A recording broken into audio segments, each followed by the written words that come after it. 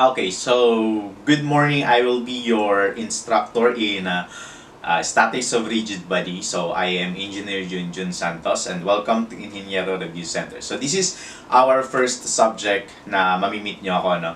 Okay, so first let us deal with this theory base. Okay, so konting theory muna tayo. So all about the mechanics. So mechanics, actually, it can be defined as the branch of physics concerned with the state of rest of motion of bodies that subject to the action of forces, or it may be defined as the study of forces acting on a body when it is at rest or in motion is called mechanics. Okay, so anything na nagde-deal with the forces, whether the body is in motion or is it at rest, and then that would be the mechanics. So marami tayong different kinds of mechanics, no? So we have different branches. So actually nahahati yun sa tatlong main. Okay, the first one is the mechanics of rigid bodies, and then the second one is the mechanics of deformable bodies. Ako rin yung magtuturo sa inyo nun, and the mechanics of fluids. Okay, so we will focus for now dun sa mechanics of rigid bodies.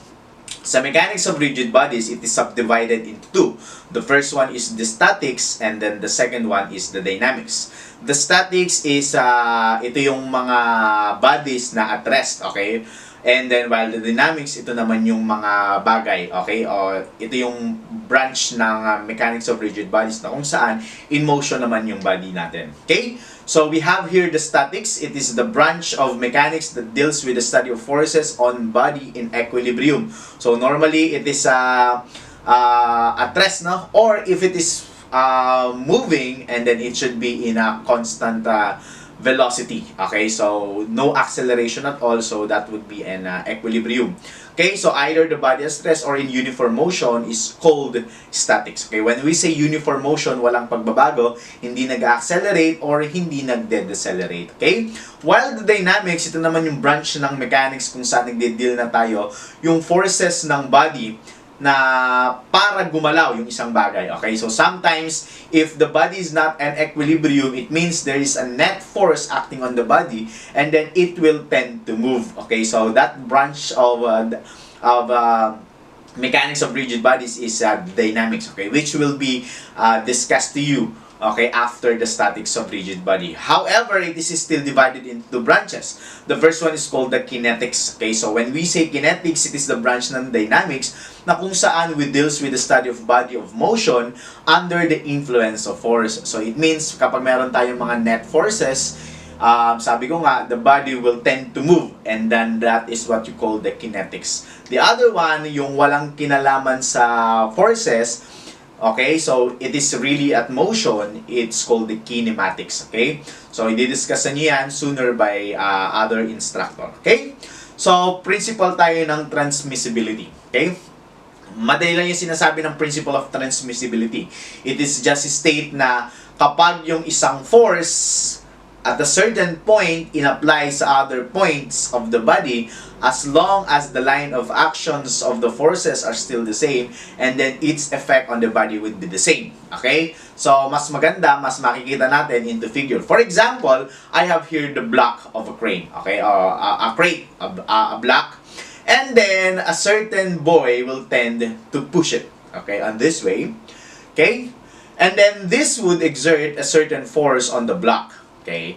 Tapos, yung force na yon, if I'm going to extend indefinitely, it's called the line of action. Okay? So, the force could be, tawag dito, could be moved to other position as long as it is on the line of action of the body. Okay? Now, I will have another crate. Okay? But this time, the boy, instead of pushing, ipupull naman niya yung ating block. Okay? But the point is different. Okay? Yung isa nandoon sa may harapan, yung isa is nandoon sa likod, hinihila. But still, it exerts the same amount of force. Okay? And then, it acts at the same line of action as the first one. So, principle of transmissibility states that these two forces, as long as it is equal, and the application on the line of action is the same, and then the effect of it on the body would also be the same. Okay, so later on yung technique na yan magagamit natin kapag pwede nating kasi kailangan minsan kapag we take the moments, okay, of the body, nawawala yung moments kapag nandun sila sa isang point, no? So, if I'm going to take it on the same point by using the principle of transmissibility, and then we will reduce the moment on the body, okay? So, later on, i-discuss natin yan. May mga sample naman tayo. Punta tayo sa types of force system. Okay, the first one is called the collinear forces. From the word itself, collinear, it means the line of action of two forces coincide to each other. Okay, although they have the same magnitude or they have different magnitude, as long as their line of actions are of the same or coincident, and then they are called collinear forces. For example, ayan, yung example natin kanina, merong block, yung isa pinupush, yung isa pinupull, and then you have here the F1 for the boy pulling the block, and then the F2 would be pushing. As long as it is on the same line of action, then these two forces, F1 and F2, are said to be collinear. Okay, so that is the collinear forces. We will, pwedeng pagsama-samahin, basta naintindihan nyo lang yung mga concept, okay? So, later on, we will discuss kasi may mga meron sa handout, okay? So, I will give some example, okay? For example, punta tayo sa coplanar forces, okay? When all the forces acting on a body are the same plane, and then the force are coplanar, okay? When I say, minsan, ito yung kailangan maintindihan okay? What is the plane? So, plane normally, according to our geometry, it comprises of two axes, okay, bounded together. For example, I have here a three-dimensional, okay, a three-dimension axis, X, Y, and then Z, okay? So, I could say that this is what we call the YZ plane, okay? So, meron akong isang plane, the YZ plane, and then the second plane, I have here the XZ plane, and then the third one, I have here the XY plane, okay? Now, for example, I will have a force, okay? A boy pushing the wall on that side, okay? And then it exerts an F1, okay? And then, I will try to have it the F2, okay? So, yung F2 natin, okay, for example, okay. So, for example, this one, okay? Ito yung F1 natin, hinihila natin dito. Tapos yung F2 natin, hinihila natin doon. Okay, so, still on the same YZ plane, YZ plane. And then I have here the F3, hinihila ko naman on this direction. And then I will have it the F4, hinihila ko on this direction. Okay? So, as long as lahat ng forces mo, okay, is along this YZ plane, ang tawag sa kanila is called coplanar forces. Tapos, yung mga forces na yon, ang tawag natin doon sa design. Okay, later on, magdi-design tayo. Ang tawag natin doon is mga in-plane forces. So, si F1, si F2, si F3, and then si F4, all of them are called the in-plane forces. Kapag meron ka ng force which is perpendicular dito sa plane, the YZ plane, ang tawag na sa kanya is out-of-plane forces. Okay? So, again, meron tayong mga in-plane forces, at meron tayong mga out-of-plane forces. Lahat ng in-plane forces natin, basta they are at the same plane, like this one, they are called coplanar forces. Okay, so all forces lies on the YZ plane. Okay, so therefore, F1, F2, F3, and F4 are coplanar forces. So normally, if we are dealing with the two-dimensional figures sa statics, normally those at what we call the coplanar forces. Pero kapag nag-3D na tayo later on, ang tawag na natin doon is out of plane, no? So, ang tawag naman natin doon kapag meron kang force na in plane and out of plane, then those two forces are called the non-coplanar forces. Okay? So, ayan. Punta tayo sa mas konti pa, coplanar concurrent, okay? So again, pag sinabing coplanar, punta mo tayo sa two-dimensional ano. For example, I have there the wall. Okay? So again, I have here the boy pushing the F1. Okay? And then, aside from that, I have on the same one, F5. Sir, akala ko ba, ito yung F1, tinutulak dito, tapos, meron ako ditong force na F5. Eh de, sir, ito yung in plane, ito yung out of plane. Paano naging coplanar yon? Again, do not be, tawag dito, malito, no? Kasi yung sinasabi natin kanina ang coplanar forces on the YZ plane. Pero pwede naman kasi yung plane ko is on this direction. XY plane naman siya. So again, parang ang nangyari, Okay? Pag ganon, tsaka pag ganon, nakapaganto siya, no? Yung plane na to. So, parang ito yung pinaka-tinutulak nila. Tinutulak dito yung F1, tapos tinutulak doon yung F5. So, again, these two forces are still coplanar forces. Kaya lang, hindi na sila sa YZ plane. But instead, they are on the XY plane. So, again, coplanar pa rin siya. At the same time, their line of action intersects at this common point. Okay, so may common point, intersects at the common point, and then, if their line of action intersects, F1 and F5 are called concurrent forces.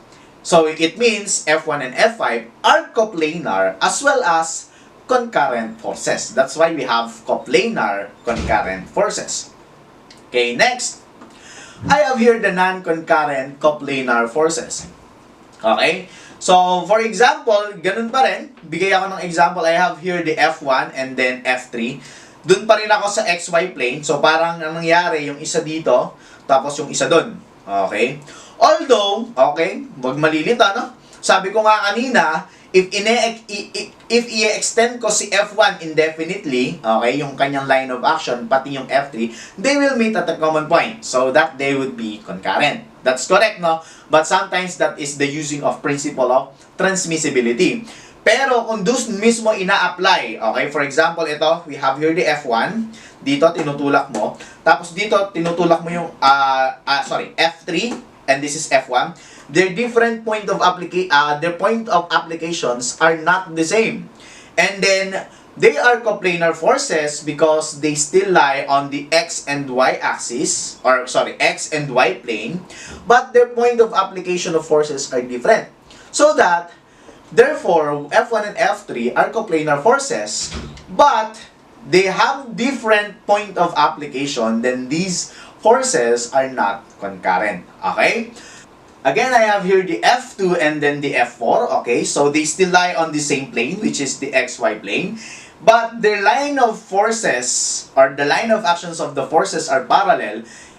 They still lie on the XY plane, so they are coplanar forces. And then you have here the F2 and F4, their line of actions are parallel to each other.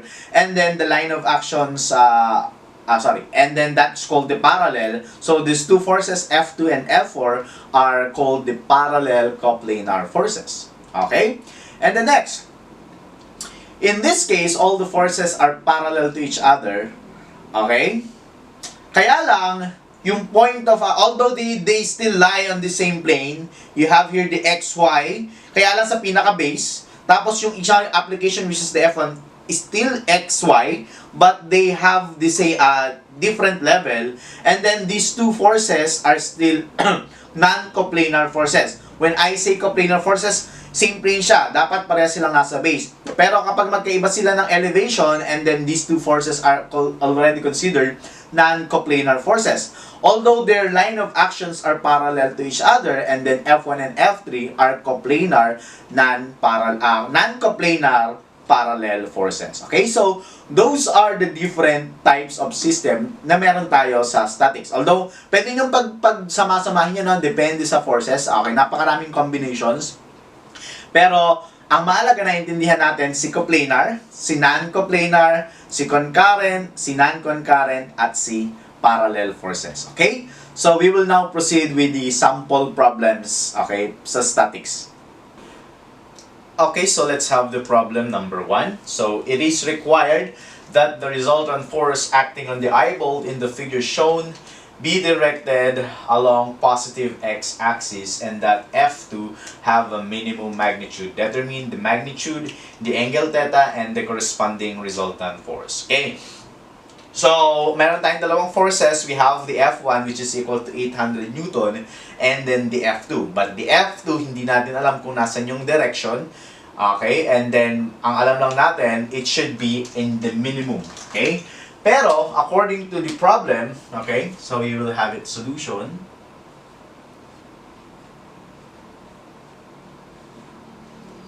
Okay.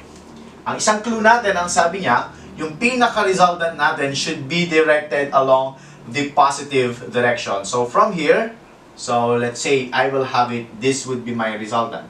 Hindi ko alam kung gaano kahaba yan, ano? Okay, kasi ang sabi natin, graphically, no, kung matatandaan yung graphical method natin, mentran mas mahaba yung ating line, mas malaki yung magnitude. So, mentrans lumiliit yung line natin, it means it would be proportion to our magnitude, then mas maliit yung force natin. Okay? And then from here, ito yung pinaka-end, okay? Tapos ito yung pinaka-start, okay? At this starting point, gagawa ako ng isang maliit na Cartesian plane, okay? Tapos, dyan ko ilalagay yung aking F1. From F1, it should have this direction. I will have it as my F1, which is equal to 800 Newton. Okay? Yeah. And then that would be directed on this 60 degrees. Okay, so you will have it 60 degrees. Okay? And then from here, at the head of the first force, idudugtong ko. Okay, ganyan yung ginagawa natin, graphically, no? Idudugtong ko ngayon yung aking force 2 or yung aking F2. Kaya lang, hindi ko alam kung saan yun. Okay? Pero, dapat yung pinaka-head ng F2 natin magko-coincide na dun sa dulo ng ating resultant. Since dalawa lang naman yung forces natin. Okay? So, pwedeng pa ganito. Okay? And then, this one is actually yung nawawala nating theta. Okay? Kaya lang, isang requirement, sabi, the F2 should be its minimum. Okay? So, in short, I will try to look, okay, pinakamaikling line. Okay? Kasi ito, pwedeng dito, hindi ko alam. Pero this one, mas mahamak na mas maliit na, ano? By mere looking lang. So, pwedeng dito, okay, hindi ko alam. Actually, pwede rin naman doon. Okay, hindi ko alam. Pero ang kailangan natin makuha is yung pinakamaiksing line, okay? If I'm going to start at this point, and according to the analytical geometry natin, di ba? A distance or the shortest distance from a point to a line is actually a perpendicular distance. It means if I'm going to have that, I will try to find my F2 like this one, and that would be actually 90 degrees. F2. Okay? So, hindi ito, but that one, pinakamaikling line, okay? So, that would make you a minimum value of F. And so, the theta would now become equal from this one, yung fourth quadrant, that would become equal to 90 degrees. Okay? So, redrawing, I will have this one. So, we will have it as F1, and then you will be having this one as your F2, and then this one would be your resultant. And then that angle would become equal to 60 degrees. Okay? And so, using this one, I can have already my F2. So, my F2 would now become equal to F1, and then that would become equal to sine of 60 degrees. Okay? My F1 is 800. Okay, so you will have it as 800 sine of 60, and therefore your F2 should become equal to 692.82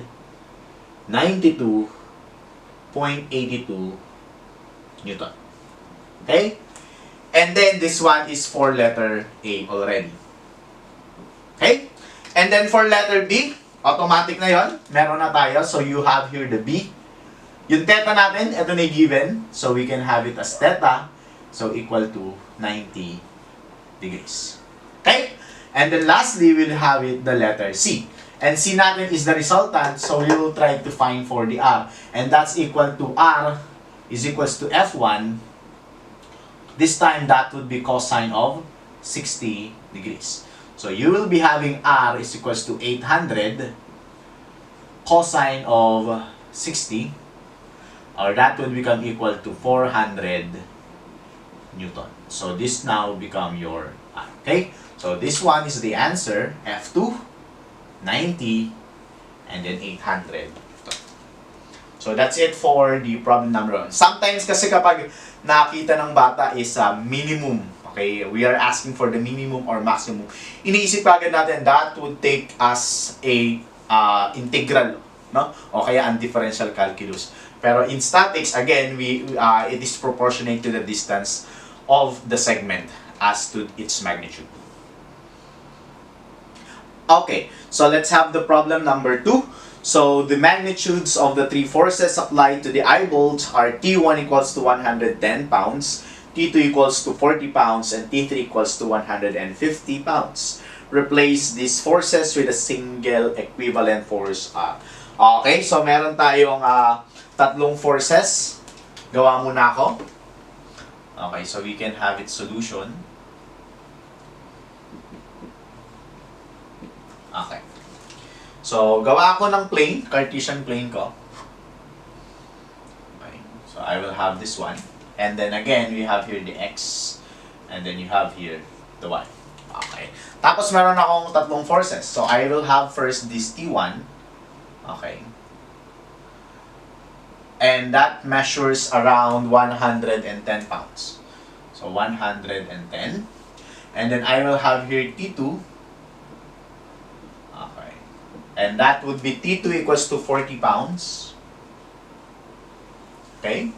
And then we have here the T3 equals to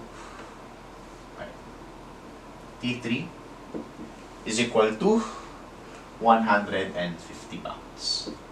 Okay, and then their angle is 60 and 40. So here is 60 degrees and here is 40 degrees. Okay? So kanina gumamit tayo ng graphical, this time gamit tayo ng rectangular. Okay? Now, ganun pa rin, if we are going to have it, tabi natin component, no? Component along X and then component along Y. Okay, kapag nag-incline yung force. And then we will still follow the positive and negative rule. If the component of forces is along the positive X direction, then we will take it as positive. And if it is on the upward, and then we will take it as positive Y. Okay? So for example, for T1, I will have here T1X. Okay? Component ko lang, and I have there the T1Y. Okay? And then from here, meron din ako ditong T3X. Okay? And then meron din ako dong T3Y. Okay? However, si T2, wala na siyang T2X. Okay? Meron lang siyang T2Y, and that's actually your T2Y. Okay? Basta yung isang force is acting on a certain axis, automatic the other axis would be 0. Okay? So now, I will now take the summation forces at X. So summation forces as X. Hindi ko i-equate sa 0, no? In-equate natin sa 0 kapag yung system is nasa equilibrium. So walang sinabi na nasa equilibrium to, pero pinapahanap sa atin yung single equivalent force R. It means if we are going to ask for a single equivalent force R, it means it is not in equilibrium. Meron kang net force. Okay? Next. So we will have it this one. So unahin ko si T1, okay? Yung X component niya is along the negative, so I will take it as negative, okay? And that will become equal to T1 cosine of 60. So you will have it as 110 cosine of 60. Okay? And then si T2, wala. So I will have 0 for the T2 kasi directed siya on the y-axis. Pero meron ako dito, I will have it as plus. We can have it as 150. And that would be cosine of 40. Okay? So now we will have it Fx, summation forces as X, equal to 59.91 pounds. 59.91 pounds. And this is on this direction. Alright? And then again, I will have it as summation forces along Y. Summation forces Y. Okay? So I will have it this way. Okay? So, we will have it as T1, 110. Positive na siya. Okay? Pataas na siya. So, that would become equal to sine of 60. And then, i-add ko ngayon the T2, which is equal to 40. Okay? And then, mag-a-add pa ako para sa T3. That is equals to 150 sine of 40. Okay? So, I will have summation forces Y is equal to, I will have it as 231.68. 231.68 pounds. And that is directed upward. Okay? Now, if you have that case, so kapag dinrawing ko siya, gawa ako ng bagong Cartesian plane. Unahin ko muna si X. Okay? My X will be directed this way. Okay, that would be your 59.91 0.91. Okay? And then you have the Fy which is directed upward. So you have it 231.68. Okay? So yung resultant natin is from this point papunta dun sa line na yun. So we will have this as our resultant, and then the direction angle would be our theta. Okay?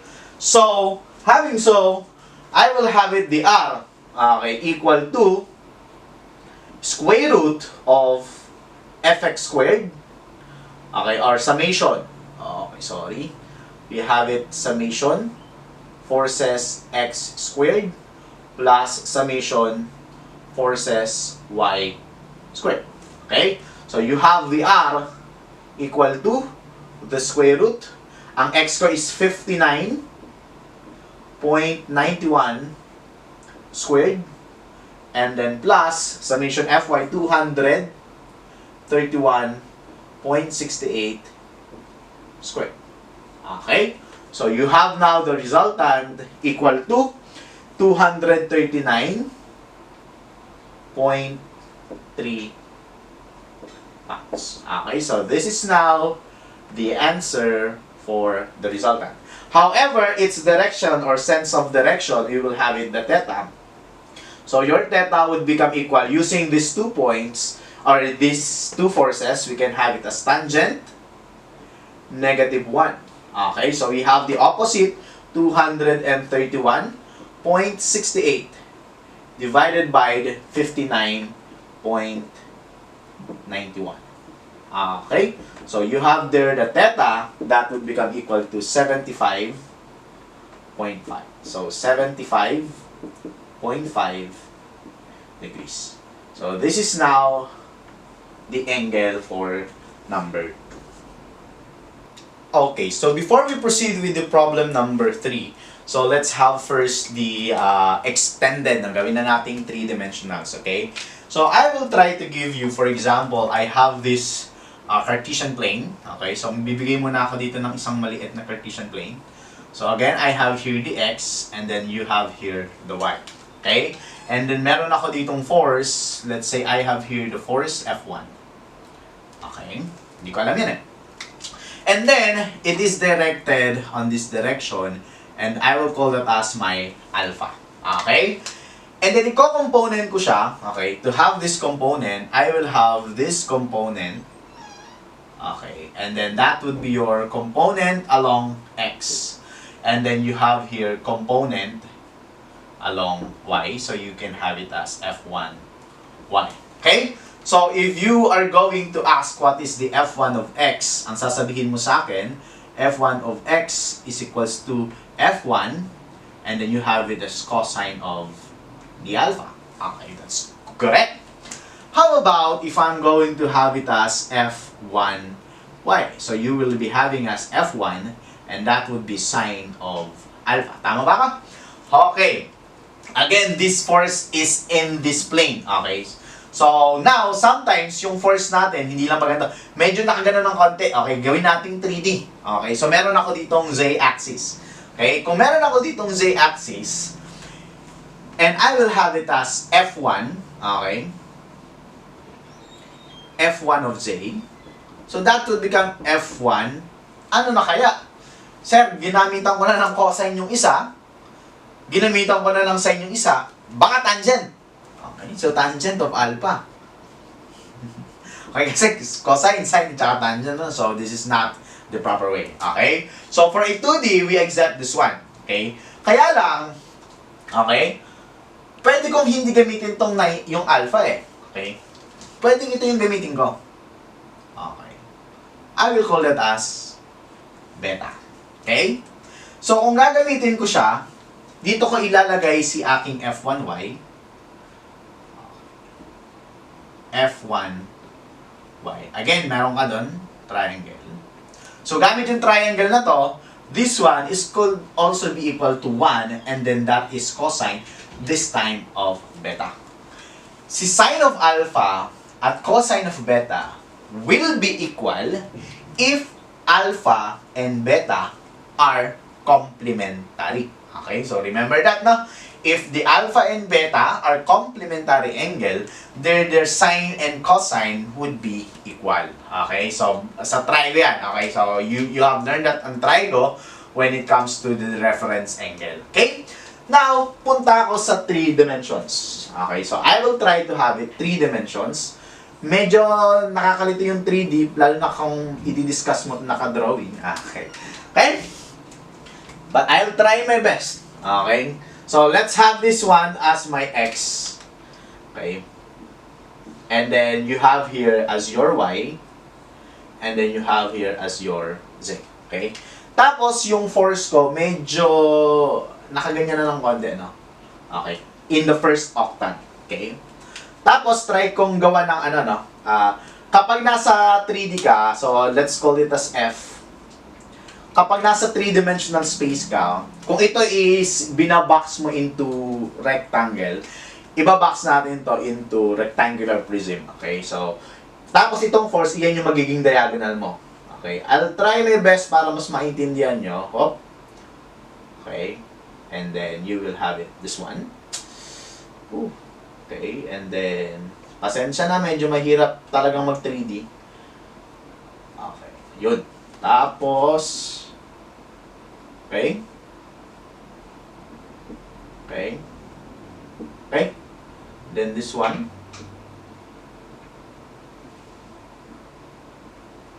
Oops! Ayun. Kung nakita nyo yung box na yon, so, yun, kinulong ko siya, no? And then, your F would be your diagonal, actually. Okay?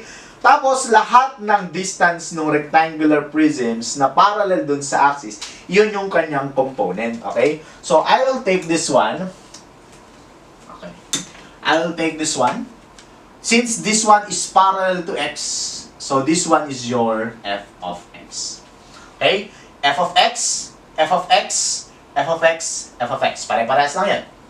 And then the parallel to Y with this one, that would be your Fy. Okay, so this would be your Fy, Fy, Fy, Fy, and Fy.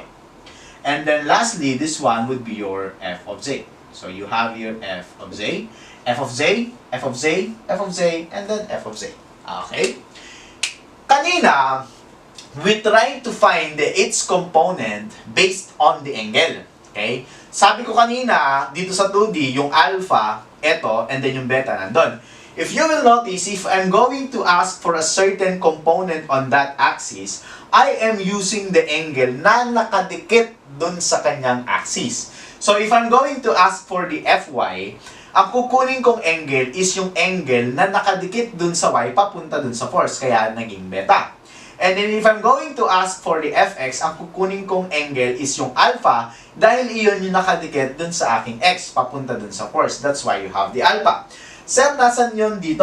Okay, I will try to have it from the Fx. Ito yung axis mo. Okay, by the way, take note of this one, no? Note, it should always be... Okay. Malabo. Okay. Note, it should always coming from the positive axis. Palaging dyan nagbumula sa positive axis. Okay? So if I'm going to ask for the Fx mula dito sa positive axis, papunta dun sa force. Okay? And that would be your theta x. Okay? Sa ibang book, okay, this one, medyo mabababoy kasi eh. Okay. Sige na nga. Okay. So you have it this one. Sa ibang book, it's called theta x, theta sub x. Or yung ibang books, tinatawag yung alpha. Okay, so depende sa reference na gamit nyo. And then again, from the positive y, eto yung positive y ko, papunta dun sa force ko, okay, and that would be your theta y. And sometimes sa ibang books, ang tawag natin doon is beta. And then from the positive z, papunta dito, that would be your gamma. Okay, or theta z. So yung ibang book, it's called the theta z. At yung ibang book, tinatawag yung theta z. So this is gamma. Okay? So you have your theta x or alpha, theta y or beta, and then theta z or gamma. Okay? So if I'm going to ask for their components, I will have the fx. And that would become equal to f cosine of theta of x. Okay? Or the angle na nakadikit doon sa aking x. So, Fy, so that would become equal to F cosine of theta y. And then you have here the Fz, that would become F cosine of theta of z. Okay, kaya tinawag na cosines of angle because their component should always be on the cosine form, but the angle theta should coming from the different axis, coming from the positive axis, no? Now, if I'm going to ask for its resultant, okay, ito kanina, square root of fx squared plus fy squared, ito, since kinukuha ko yung diagonal, tapos yung one side mo is equivalent to its component, so pag kinuha natin yung ating diagonal dyan, that would become equal to fx squared plus fy squared plus fz squared. Okay? And then, fx is also equal to f. Okay? So, f cosine of theta x squared plus f cosine of theta y quantity squared plus f cosine of theta z squared. Okay? Tapos, ito, sorry, f to, f. Okay, para ano, f yan. So, f. So, yung f natin, ito lahat naka-squared. F squared, then f squared, tas naka-radical, pwede ko na siyang ilabas. So, I will have it as f. And then, yung matitira sa loob ko, that would become cosine squared of theta x plus cosine squared of theta y plus cosine squared of theta z. Okay? And then, this one should become equal to 1. Okay? And then, 1, if I'm going to square it, okay, ano ko na, so 1 would become equal to cosine squared of theta x plus cosine squared of theta y plus cosine squared of theta z. And then i-squared ko yon, so I will have it as general cosine squared of theta x plus cosine squared of theta y plus cosine squared of theta z, and that would become equal to 1. Okay? So, this is the relationship between what you call the directional angles. So, yung theta x, theta y, and then theta z are called directional angle.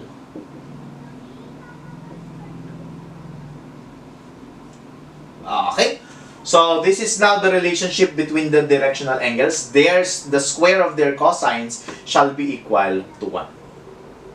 So, let's have the problem number 3. The stack mounted on the lathe is subjected to a force of 60 Newton. Determine the coordinate direction, angle beta, and express the force as a Cartesian vector. Okay?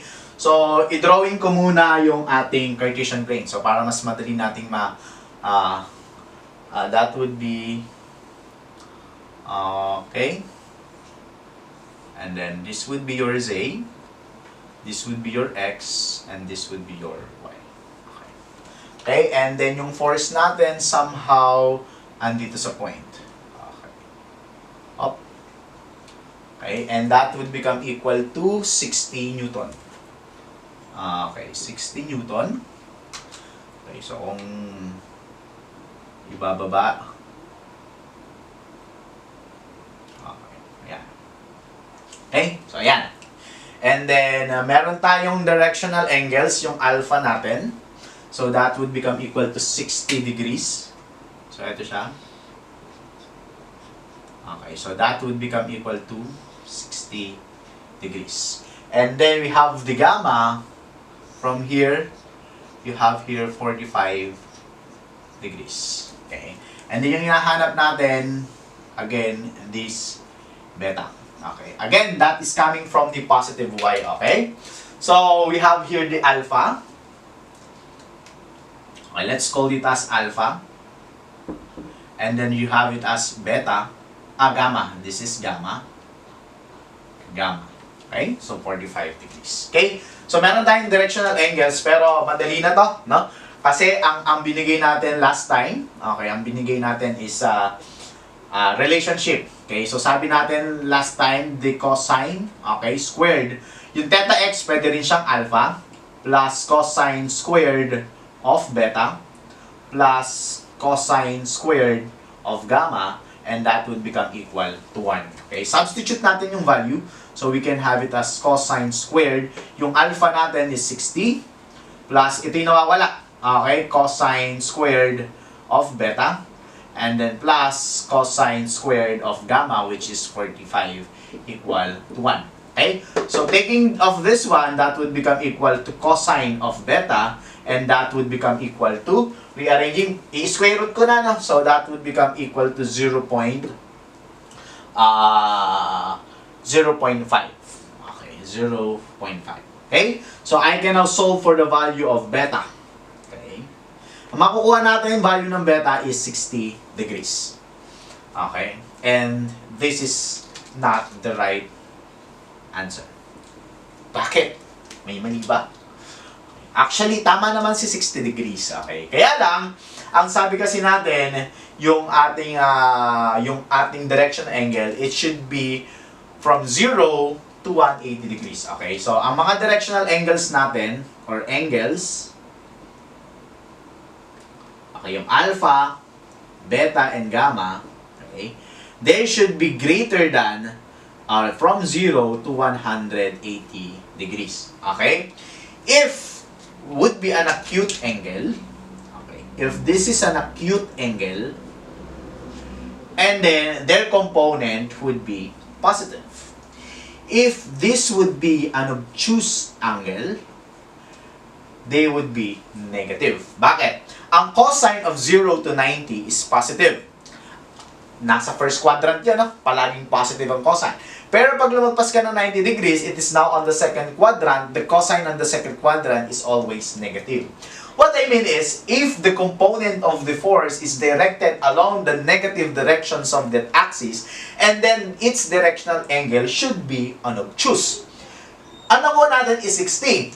Pero kung titingnan natin, okay, I'll try to, okay, this one, ito yung kanyang component, ano? So you will have it as Fy, you will have it as Fx, and then you will have here as your Fz.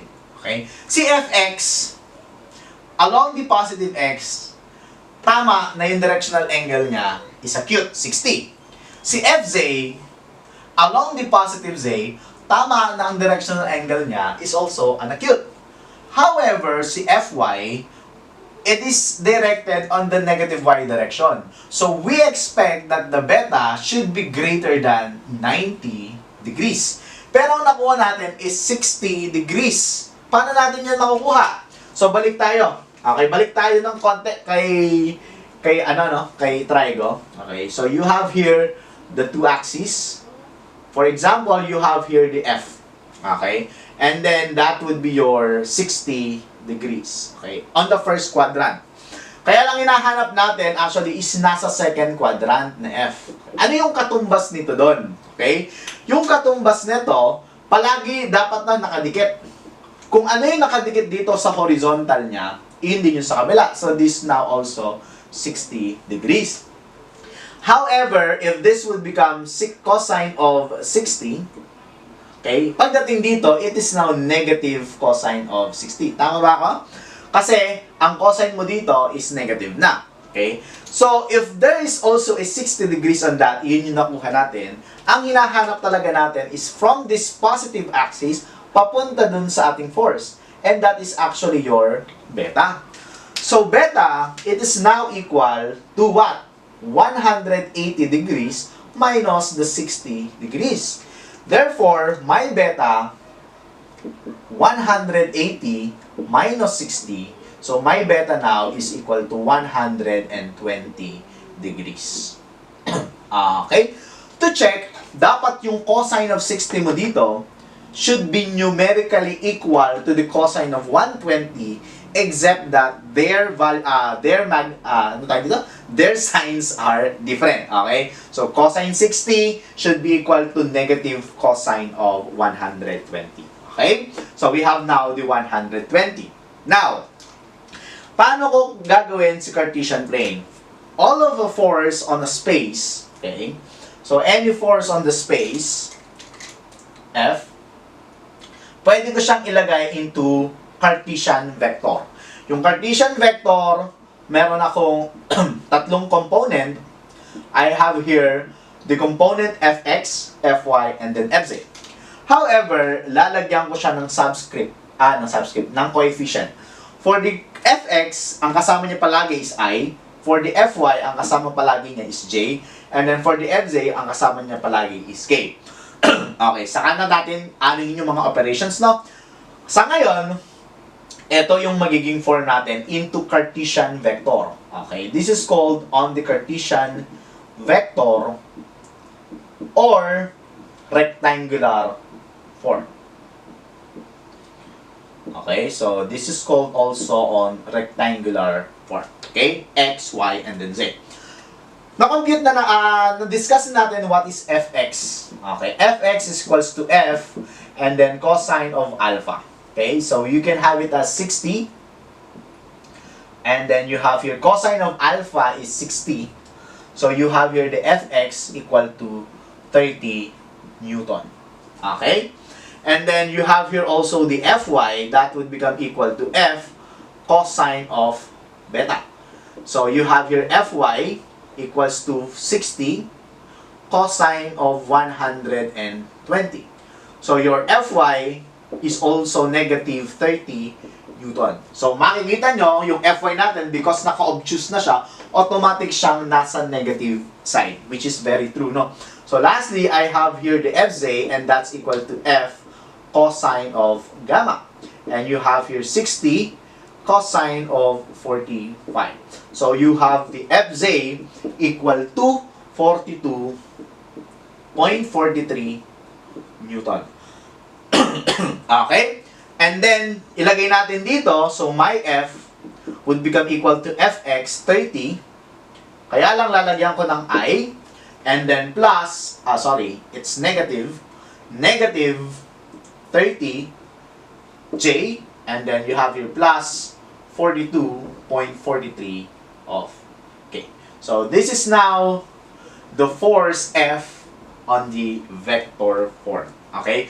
To check, dapat pag kinuha mo to, square root, okay? Dapat yan, no? Pag kinuha mo yung resultant niyan, 30 squared plus 30 squared plus 42.43 squared, and then the F should become equal to 60.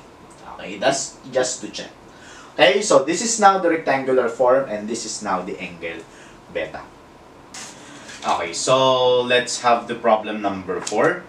So the forces P1 equals to 110 pounds, P2 equals to 200 pounds, and P3 equals to 150 pounds are equivalent to a single force R.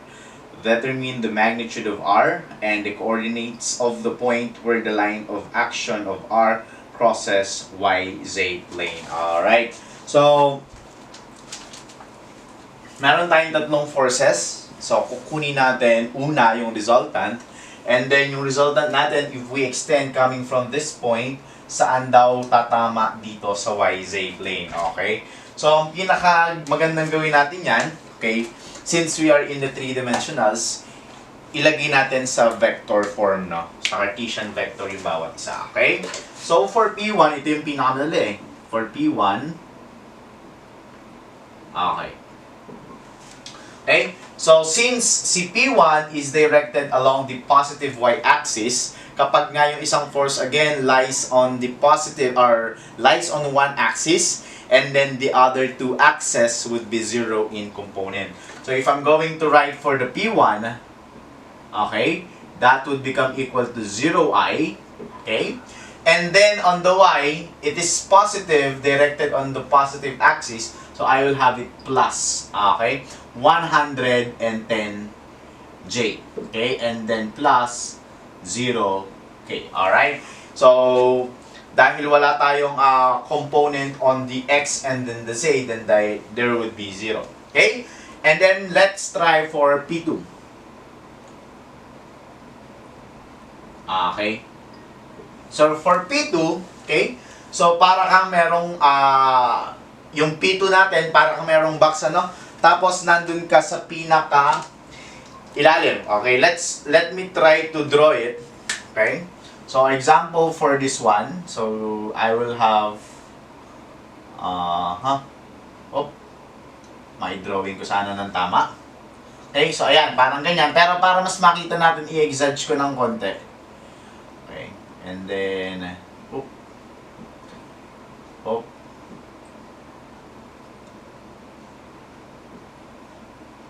yan, para ikulong natin sa box, okay?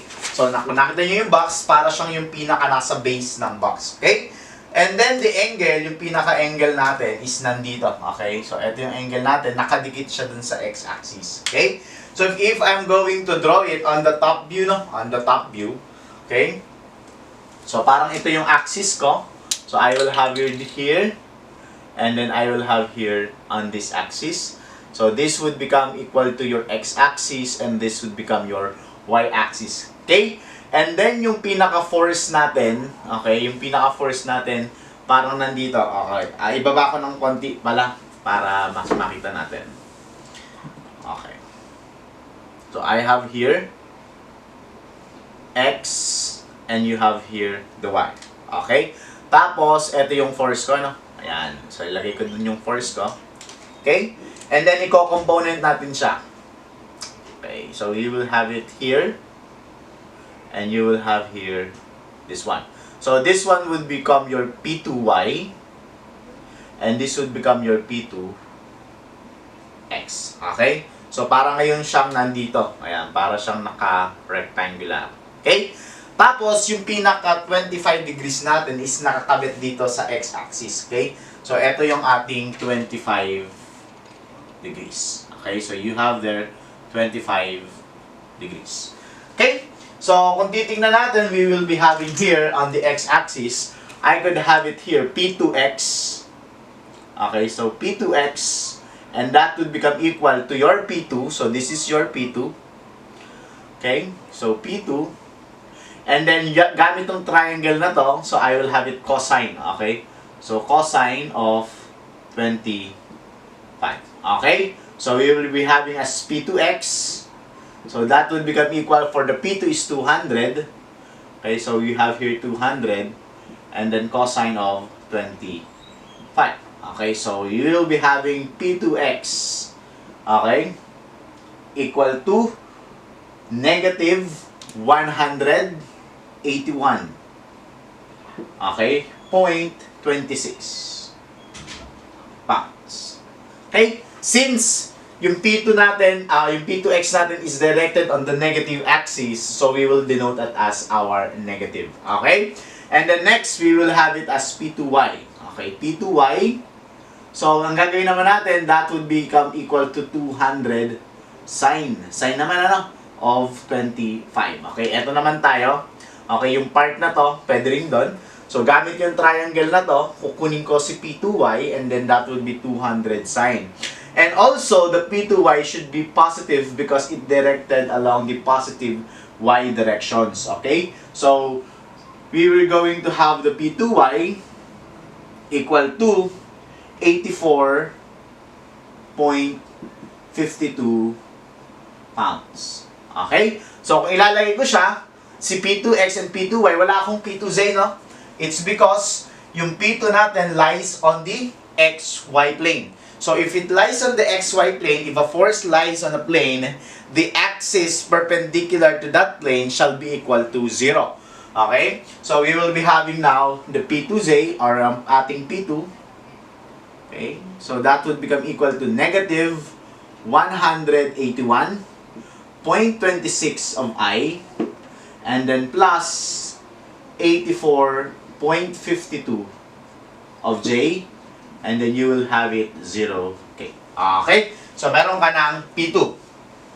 And the next, we will be having the P3. So, si P3, okay, eto siya, okay, pwede ko rin i-drawing.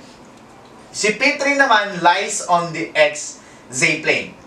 Okay, so, mas makikita natin if I'm going to have it this way. Op. Okay, i-search ko para may makita tayong box.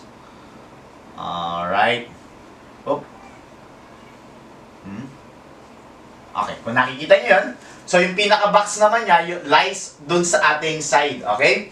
So if I'm going to draw for the P3, so i-drawing ko muna si X and then Z. So here is your X, and then here is your Z.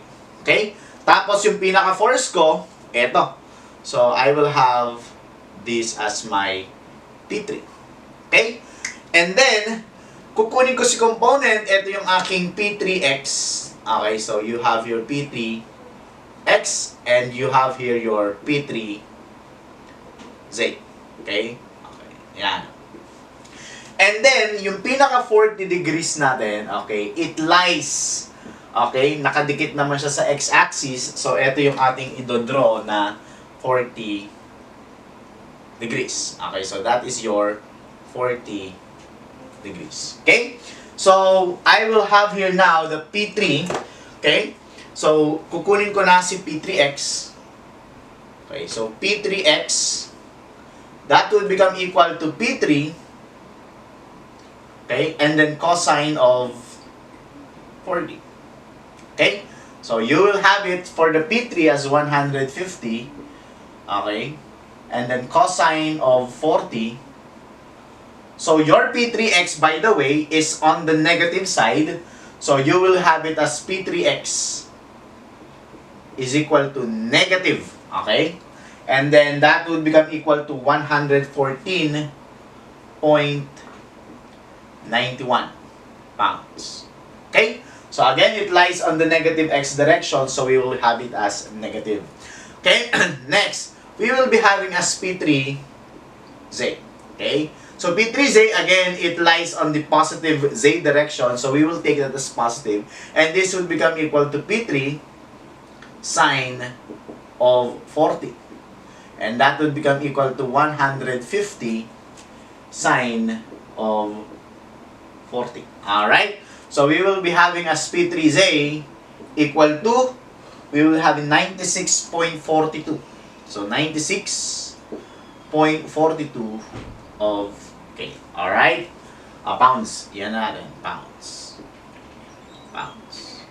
Okay? So, if I'm going to have it on the vector form, I will have the P3 is equal to negative 114.91 of I. And then you will have it as plus 0J. And you will have it as 96.42 of K. Alright, so that is the vector form. And then, we will have it as our resultant. Okay, so yung resultant natin, pagsasama-samahin natin lahat ng I. Okay, so that would become equal to P1 plus P2 and then plus you will have it as P3.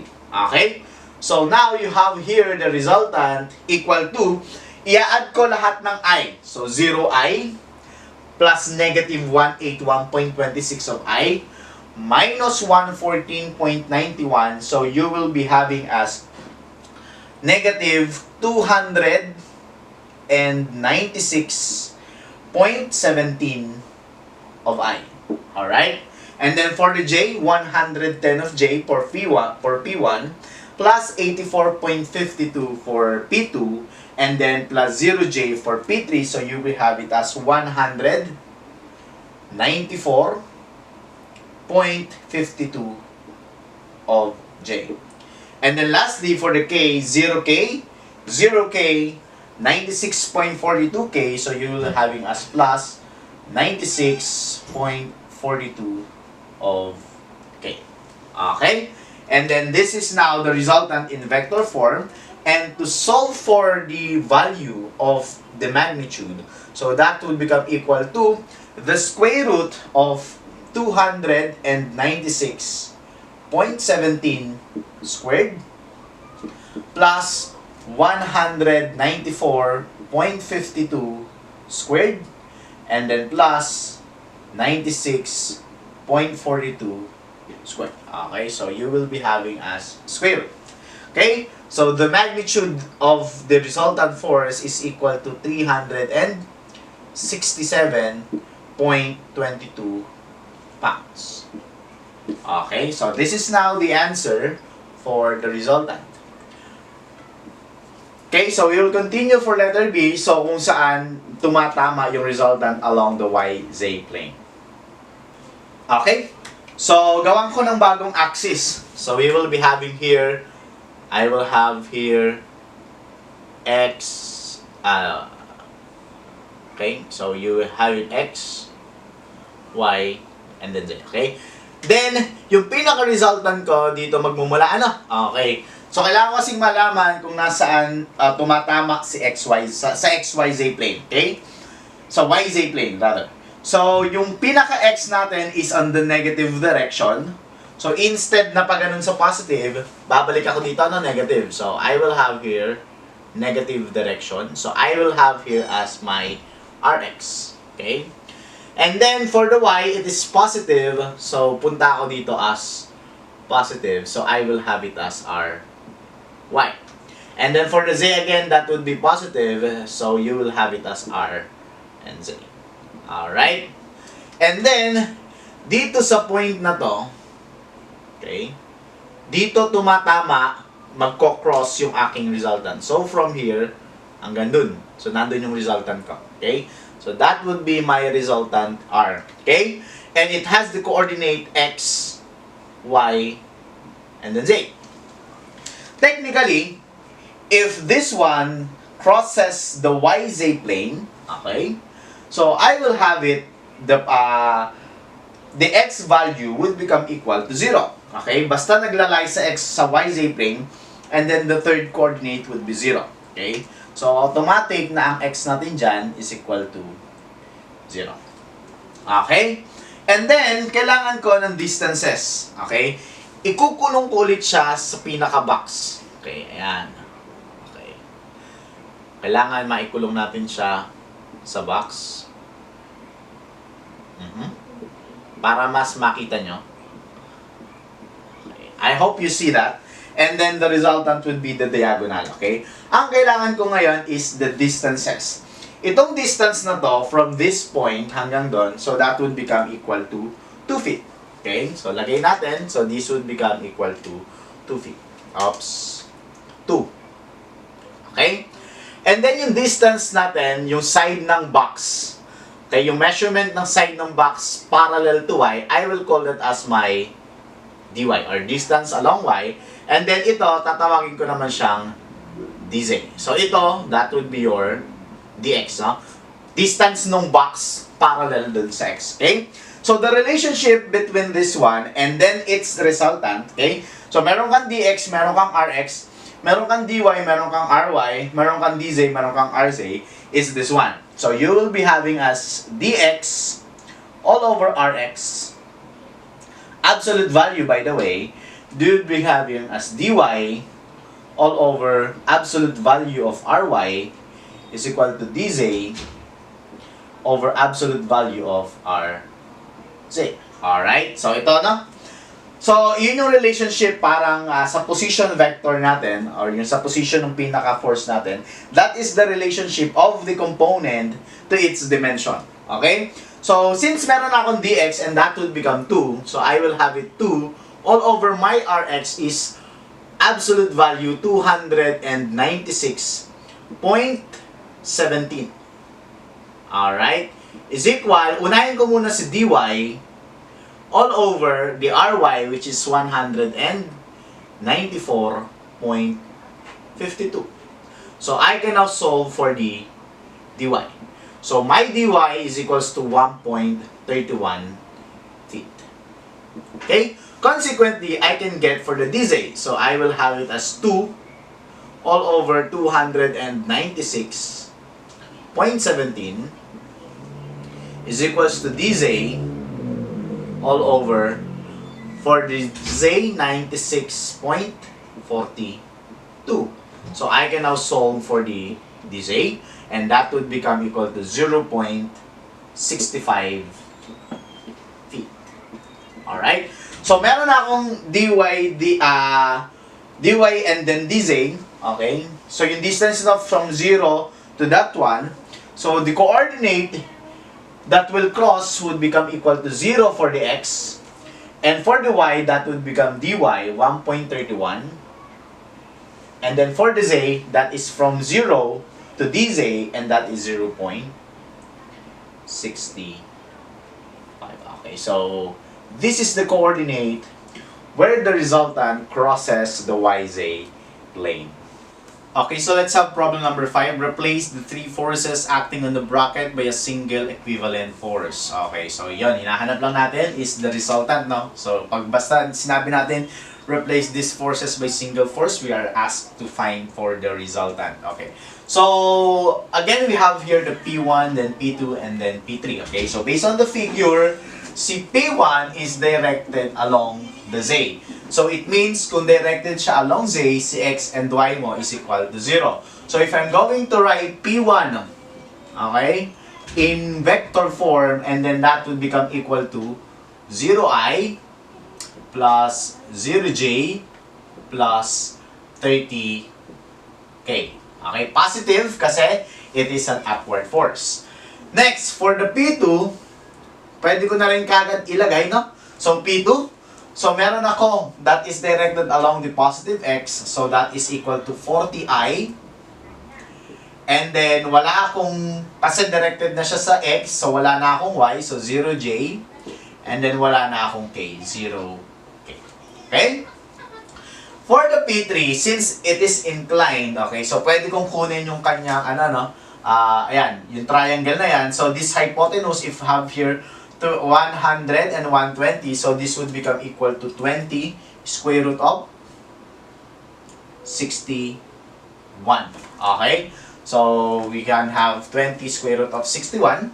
So kung kukunin ko yung x niya, it would become 0. It's because P3 lies to what? P3 lies on the YZ axis. Okay? YZ plane. So technically, its x-axis component would now be equal to 0. So I will have here the P3. Okay? For the x, we can have it 0i.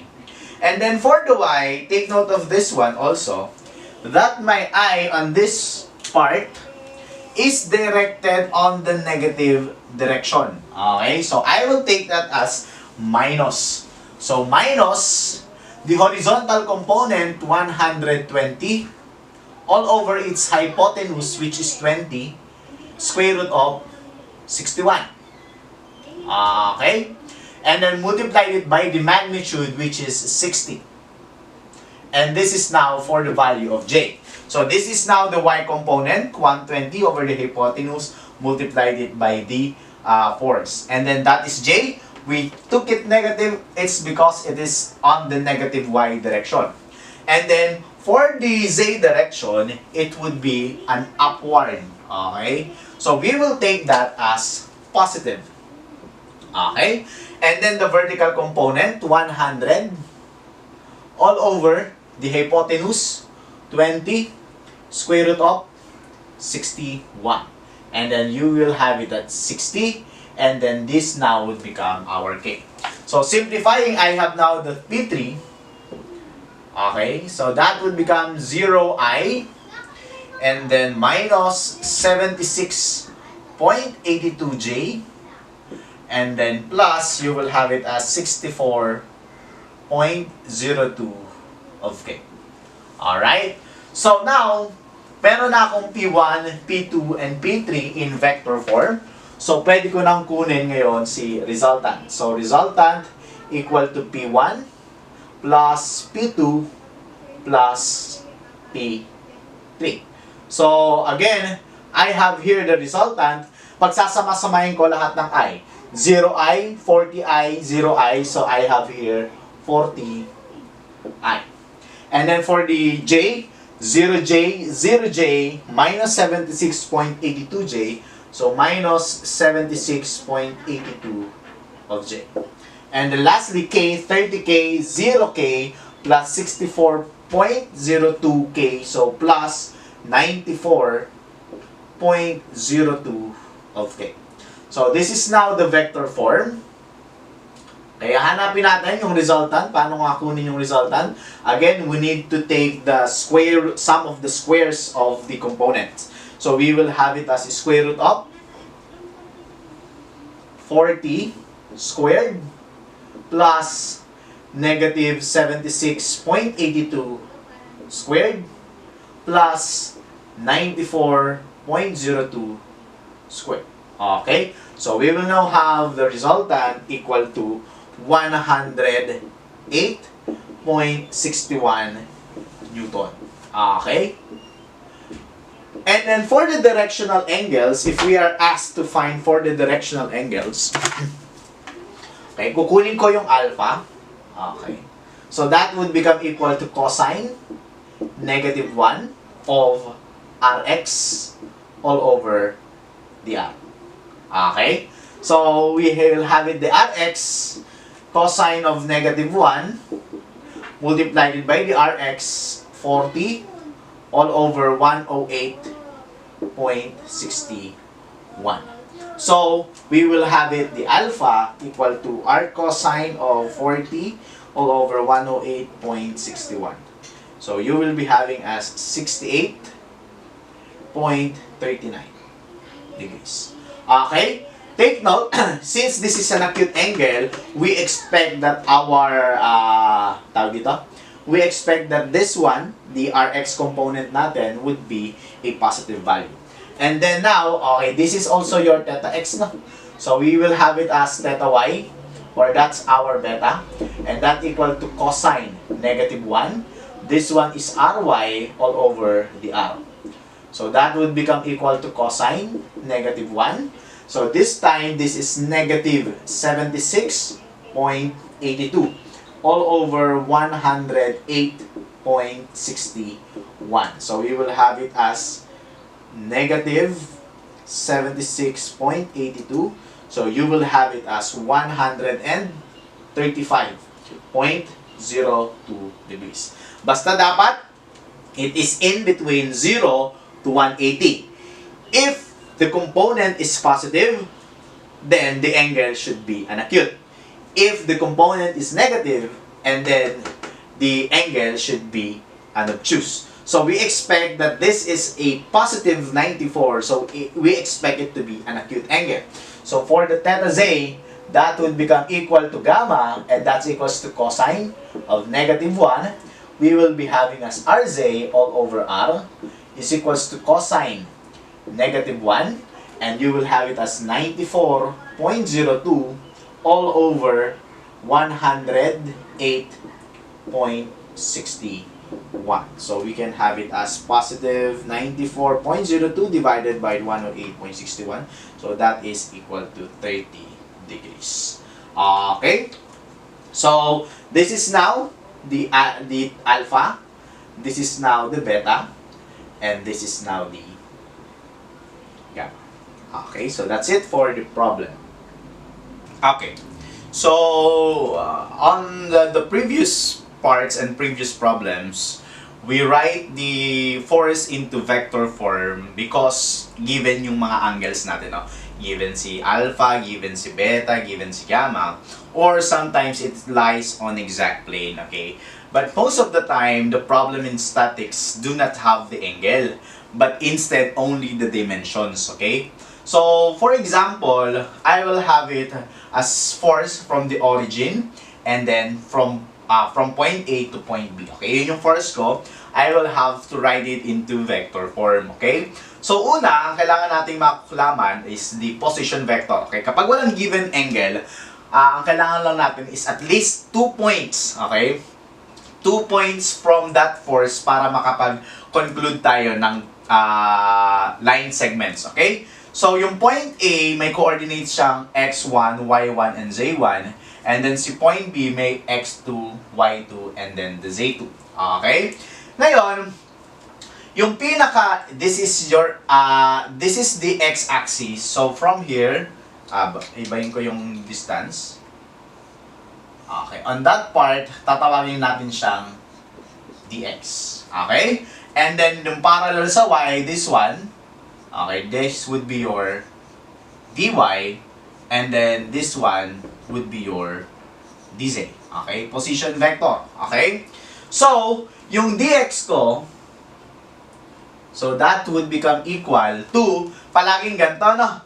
kung nasaan yung head mo, yun ang mauuna. Okay? So, this one, para makuha ko si dx, that would become equal to head minus the tail. Or yung x ko, that would become equal to x sub 2 minus x sub 1. Okay? Same thing with dy. Okay? So, dito nagsisimula, dun yung magtatapos. So, this is the tail, this is the head. So, head minus tail. So, that is equal to y sub 2 minus y sub 1. And so, with the dz, this would become equal to z sub 2 minus z sub 1. Okay? So, kapag meron ka ng dimensions, so, parang ganon, o yung distances nila, pwede ko na ngayong lagay si position vector. So, normally, yung position vector ko, it is, okay, lalagyan ko ng ng note, this would become from A to B. Okay? So, that would become equal to dxi plus dyj plus dz. Okay, so this is now the position vector. Okay, so para magkuha ko ngayon yung pinaka-scalar form niya or yung magnitude, that would become equal to the square root of dx squared plus dy squared plus dz squared. Okay, tanggalin ko yung underline na baka maano kayo. Okay, this is now how to solve for the position vector. Position vector and then the scalar form or the radius. The distance. Okay? Now, meron naman tinatawag tayong unit vector. Okay?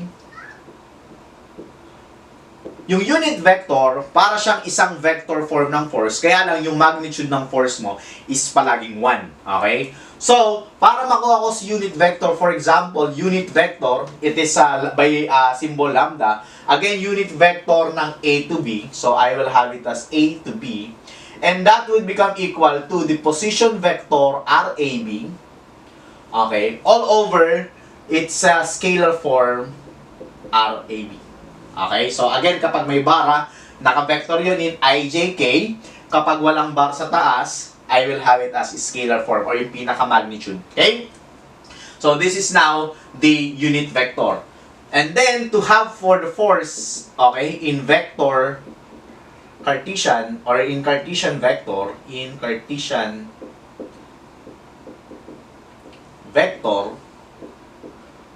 okay? So, lalagyan natin yung force natin, that would become equal to the magnitude of the force, and then I will have it the dot product of A and B. Okay, yung dot product, okay, mas maintindihan natin, lagyan natin ng values. Okay, so for example, we will have it as 6, we will have it as 10, and we will have it as 12. Okay? And then this one, this would become equal to 0, 0, and then 0. Okay? So, lagay natin yung, tapos yung magnitude nito. Okay?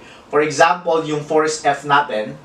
Okay, yung force F natin, let's say, equal to, F equals to, let's say, 100 Newton. Okay? So, let's say that is 100 Newton, ano? Okay, unahin ko muna. So, we will be having the vector dx muna, no? So, that is x sub 2, 6 minus 0. So, you have here 6. And then, for the y, that would become 10 minus 0. So, that is equal to 10. And then, for the z, that would become equal to 12 minus 0 or that is equal to 12. Okay? So, meron na ngayong unit vector, position vector RAB, so that would become equal to 6i plus 10j plus 12k. Okay? And then, I will now have the magnitude of this one. So, that would become equal to 6 squared plus 10 squared plus 12 squared. Okay? So, yung magnitude nito, it would become equal to the square root of 6 squared plus 10 squared plus 12 squared. So, that is equal to 2 square root of 70. Okay? And so, I can now have the position vector, alright, the unit vector AB. So, ang gagawin ko lang, i-divide ko lang to over this one. So, that would become equal to 6 all over 2 square root of 70. Again, this would become in I. Okay? Vector divided by the scalar, you have it the vector. Okay? So plus, you will have it as 10 all over 2 square root of 70. In terms of j, plus 12 all over 2 square root of 70 multiplied it by k. Okay? Or simply, okay, gawin kong decimal point. So that would become equal to 6 divided by 2 square root of 70 or 0.3 decimal places ko, 359 I plus you will be having as 10 divided by the 2 square root of 70, 0.598 J, and then plus you will be having as 0.717 of K. Okay? So meron na ngayon akong unit vector.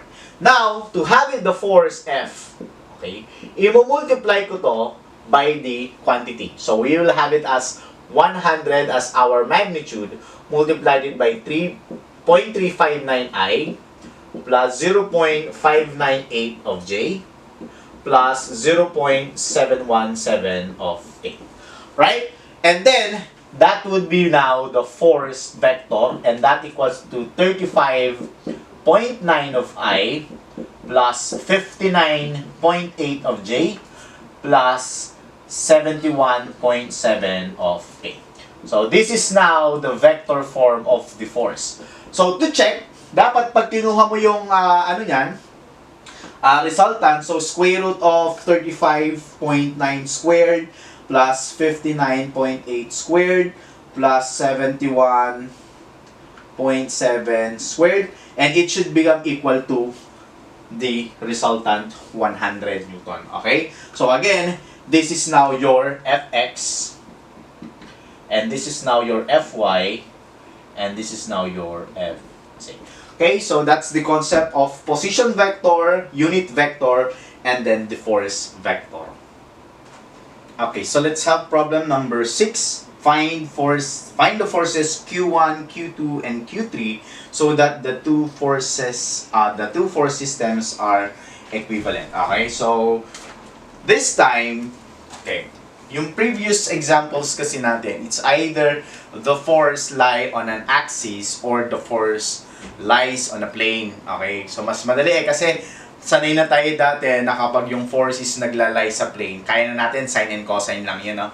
Or kapag yung isang force naglalay sa axis, directly, isa lang yung kanyang component, okay? Somehow, dito, meron na tayong space, okay? So, yung mga forces natin, hindi na lang siya naglalay exactly on one plane or one axis, but in a space, okay? In 3D, okay? So, kailangan malaman muna natin kung yung mga joints, no? Matuto lang tayong kumuha ng coordinates dun sa ating space. Okay? So, ito yung gagawin nating pinaka-origin. Okay? So, kayo bahala, no? Kahit saan, pwede. Okay? So, walang sinabi sa problem. Basta kailangan masunod nyo lang itong pinaka-global axis natin, ano? Okay? So, later on, ipapaliwanag ko na dapat hindi magkabali-baliktad yan. Okay? So, may tamang orientation. Okay? Now, if this would be our x, okay? So, yung distance na to, it will become our x, and then y, and then z. Okay? Mula dito. Okay? So, this one is exactly 0, 0, 0. Okay? So, as an origin, that would become 0, 0, 0. Okay? Kukunin natin, kada forces kasi, let's say si P1, nagsisimula siya sa origin, papunta sa point na to. So, we need to know this point. And ang kanyang x is mula dito hanggang doon, or this distance, and that would become positive 3. Okay, so you have your positive 3. And then for the y, since it lies again on the x and z plane, ito yung x and z plane, ang y mo, automatic na 0. And then ang z mo mula dito hanggang taas, or this distance, and that would become equal to 4. Okay, so this is now the coordinates. Okay? And then ito, okay, madali na to. The x, exactly this force P3 lies on the y-axis. So ang kanyang x is 0 at ang kanyang y is automatically this distance 3. at ang kanyang z is 0. Okay? And then this point on the third side, okay, dito ko nalalagay. Okay? So from here, yung x niya, this one. Okay? So that would become equal to 3. At ang y niya, this would become again 3. At ang z niya, that would become equal to 4. Okay? So, if I'm going to have, let's say for the P1, ilalagay ko siya. Okay, ilalagay ko muna siya sa ating position vector. Okay, so for P1. Okay. Kailangan ko munang malaman yung kanyang position vector, no? Okay, so yung position vector natin, pinakamadali, let's say R, I will call it as point O as an origin, point A, point B, and then I will have it as point C. Okay, so I will have it ROA. Okay, lagyan ko ng ROA. Ibig sabihin, that is my position vector from O to A, and that would become equal to, okay, so yung difference niya, that would become for the X, laging head minus, laging head minus tail. 3 minus 0, so you have it as 3i. Okay, 3 minus 0, and then I, and then plus, you have your 0 minus 0, 0 minus 0 of J, and then plus, you will have it as 4 minus 0 of K. Alright? So, my ROA, okay, mamaya, ngayon, pinapahaba ko paano, pero mamaya, pwedeng tingnan nyo na lang, hindi nyo na kailangan i-ganto. So, I will have it as 3i, and then plus 0j, and then you will have it as plus 4k. Okay, again, this is just a position vector. Okay? So, meron akong bar sa taas, it means it is a vector. So, para maging scalar siya, kukunin ko yung magnitude nito, so I will have it as ROA, and that would become equal to the square root of 3 squared, plus 0 squared, plus 4 squared. Okay? Or that would become equal to 5. Okay? So, pwede ko na ngayon kumuha ng unit vector. Okay? So, yung unit vector natin by lambda OA. Okay? So, para lang din siyang unit vector natin, yung unit vector natin is just equal to the position vector ROA all over the scalar or the magnitude ROA. Okay? So, paano yon? So, ang gagawin natin for the position vector OA, okay? So, yung I dun sa position vector, i-divide ko nito. So, I will have it as 3 all over 5, and that would become I. And then this one would become plus 0 all over 5 of J, and then plus 4 all over 5 of K. Okay? So, in decimal, so I will have it as 3 all over 5. Okay, I need a calculator. Ito, meron pala ako dito. 3 divided by 5, so that is 0.6. So you have your 0.6 of I plus 0j, and then plus 4 divided by 5, so I have 0.8 of K. So we have now the position the unit vector OA. Okay? So para ma-represent ko ngayon si P1. Okay? So P1 as force, so that would become equal to the magnitude of the P1. Okay? Wala, scalar yon. Ida-dot product ko sa unit vector OA. Okay? So a scalar multiplied by a vector. So this one is a scalar. And then, pag dinat product ko siya sa vector, the resulting is a vector. Okay? So, paano siya ginagawa? So, you will have it as P1. Yung pinaka 100 ko, yung pinaka P1 ko, which is 100, okay? I-multiply ko siya sa bawat isa. So, I will have it as 100 multiplied it by 0.6 of I plus 0j and then plus 0.8 of K. Alright? Or your P1 would become equal to 60I plus 0j and then plus 80K. So this is now the vector form of the P1. So dapat pag ginawa mo yung resultant dyan, technically it should be equal to 100. Okay? So, for the P2, okay, for P2 tayo, ito pala yung P2, okay, so we will be having for P2, okay, so, O to B, okay, so P2, so kukunin ko si position vector OB.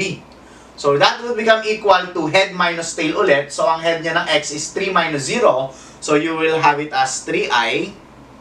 And then, y is 3 minus 0. So, you will have it as 3j. And then, plus, you will have it 4 minus 0. You will have it as 4k. Okay? And then, I will have now this one, ROB. So, may ROB would become equal to the square root of 3 squared plus 3 squared plus 4 squared. Okay? So, I have now the ROB would become equal to square root of 3 squared plus 3 squared plus 4 squared. So, you will have it as square root of 34. Okay. 34. Okay? And then, pwede ko na ngayon kunit si unit vector OB. Okay? For the unit vector OB, that would become equal to 3. Didivide ko lang yung ROB dito. So, you will have it as 3 divided by square root of 34 of I plus 3 all over square root of 34 of J and then plus 4 all over square root of 34 of K. Alright? And then, para makuha ko naman, okay, igawin ko ng decimal na para madali na. So, you will have it as 3. Okay, 3 divided by square root of 34. So, that is 0.514 of I plus 0.514 of J and then plus 0.686 of K. Alright? And then, para makuha ko na ngayon si P2, okay, that would become P2, okay, that product of lambda O B. So, I will now have the P2 in vector form is equal to, that would become equal to 120. Okay, so you will have it as 120 multiplied by 0.514 of I plus 0.514 of J plus 0.686 of K. Okay? So, I have now the P2 equal to, so 120 multiplied with 0.514. So, 61.68 of J plus 61.68 of, sorry, this is I and this is J and then plus multiplied it natin by 0.686 and that's 82.32 of K. Alright? So, meron na akong P2 and then lastly, I will now have the P3. Okay? So, P3. Yung P3, hindi ko na pag-aksaya ng panahon kasi it lies already on the positive Y, so I could say that this would become equal to 0I plus 60J and then plus 0K. Okay? And then to get for the resultant of the first system, so tawagin ko siyang R1, that would become equal to P1 plus P2 plus P3. Okay? Okay, so let's have for the R1 or resultant. So, i-add ko lahat ng I, no? So, 60I plus 61.68I plus 0I. So, you have it 121.68 of I.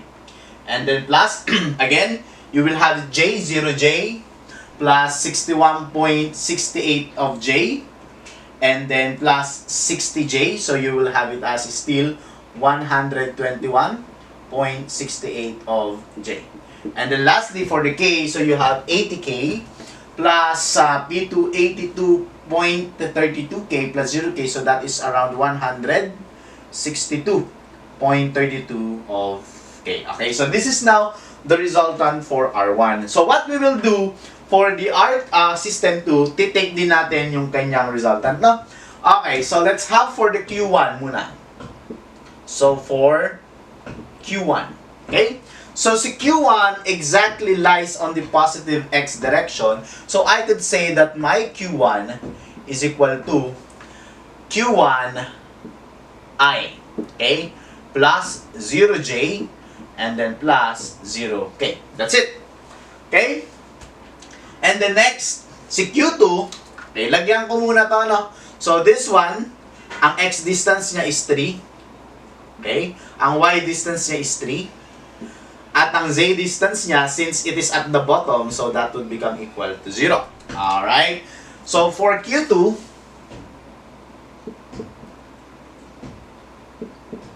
okay.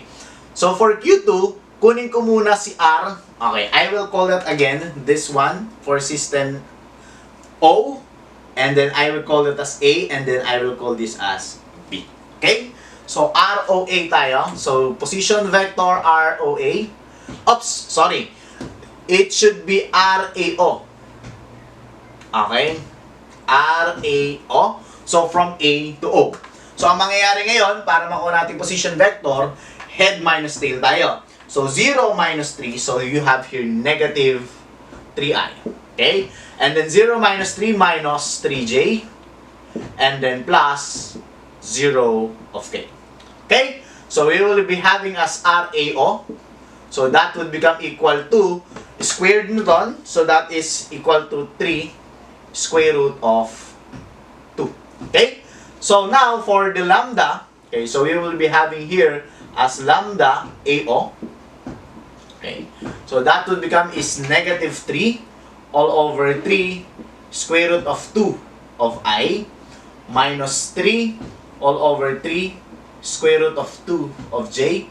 And then you will be having plus 0 of k. Okay? Isi-simplify ito. So, lagyan ko na AO. Okay?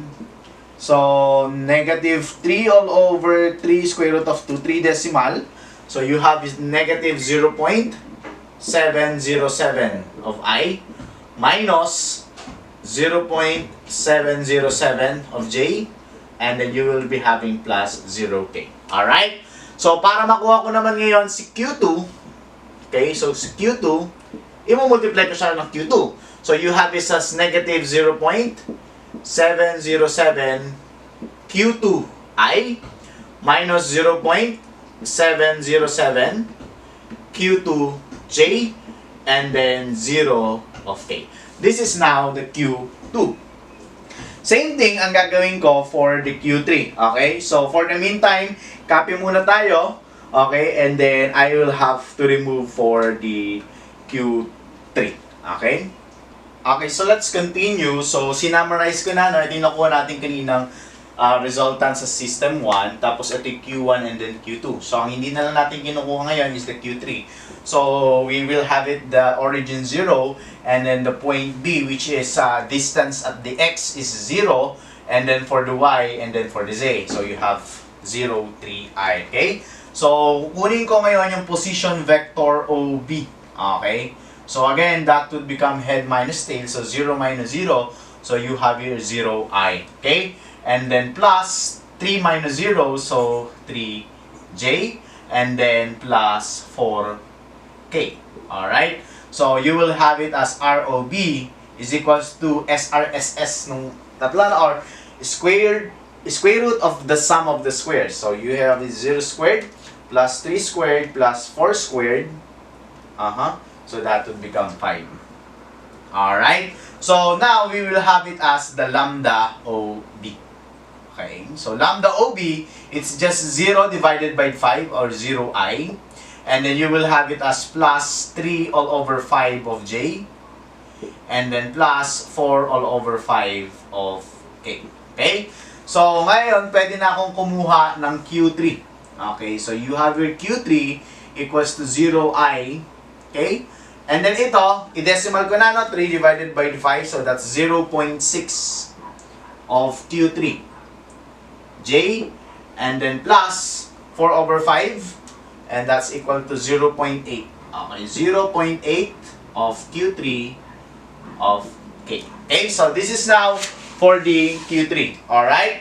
And then, to get for their summary, so I will have it the R. Okay? So, resultant ng system 2.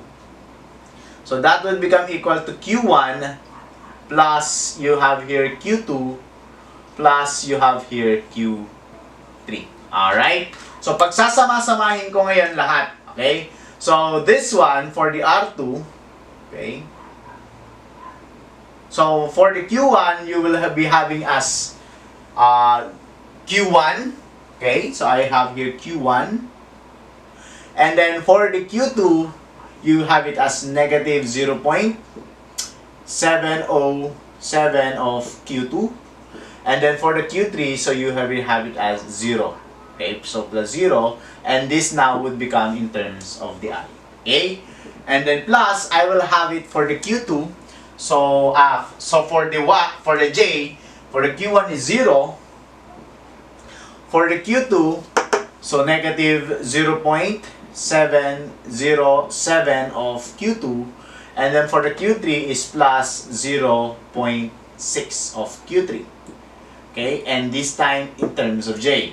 And then lastly, for the K, I will have it as 0K, 0 plus 0 for that one. And then here is plus 0.8 of Q3. Okay, and this time, this is for J. Okay? Now, for the condition that the first system and then the second system would be equivalent, I could say that it should be my R1 should become equal to my R2. Okay? It means at exactly yung components ng R1 sa X should become equal to the component of the R2 at X. Okay? So, paano yun? We have the component at the X, so I will have here 121. Okay, 0.68. Equal yan sa I ng R2. Or that would become equal to Q1 minus 0.707 of Q2 and then plus 0. Okay? Q3. Okay? And then, also, for the R2, I have here 121.68 for the J, and I will equate it here. So you have here 0 minus 0.707 of Q2, and then you will be having as plus 0.6 of Q3. And then lastly, for the K, I have here 162.32 of K, and that would become equal to here. So that is 0.8 of Q3. Okay? So from equation 1, equation 2, and equation 3. Okay? So kung wala kang shift solve, wala kang other function ng calculator, pwede mong isa-isahin. So ito, I could say that my Q3, okay, that would become equal to 162.32. Wala na tong K, no? All over 0.8. Okay? So, you have here the Q3, okay, equal to 162.32 divided by 0.8. So, you will be having as 202.9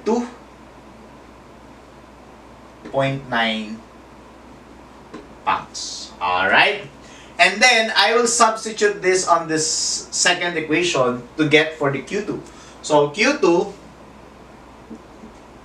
okay, ito ilipat ko to, tapos ito ilipat ko. So, that would become equal to 0.6 of Q3, which is 202.9, okay? And then minus 121.68, okay?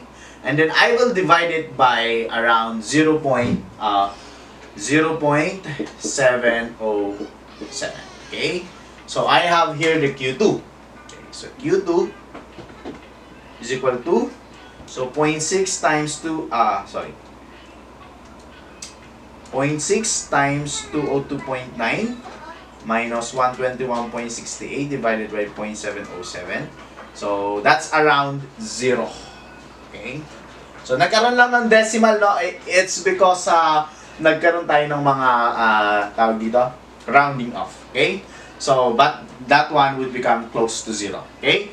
And then lastly, for the Q1, okay, so I will have it as a, okay, ito, 0 na to, no? So you will have it as a 121.68,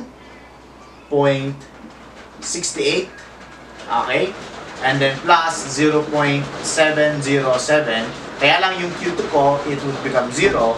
So you will be having Q1 equal to 121.68 pounds. Okay? So this is now the answer for Q3, for Q2, and for Q1. Okay? Okay, so let's have the problem number 7. Find the x and y coordinates of the point where the resultant of the three forces crosses the plate. Okay? So, okay.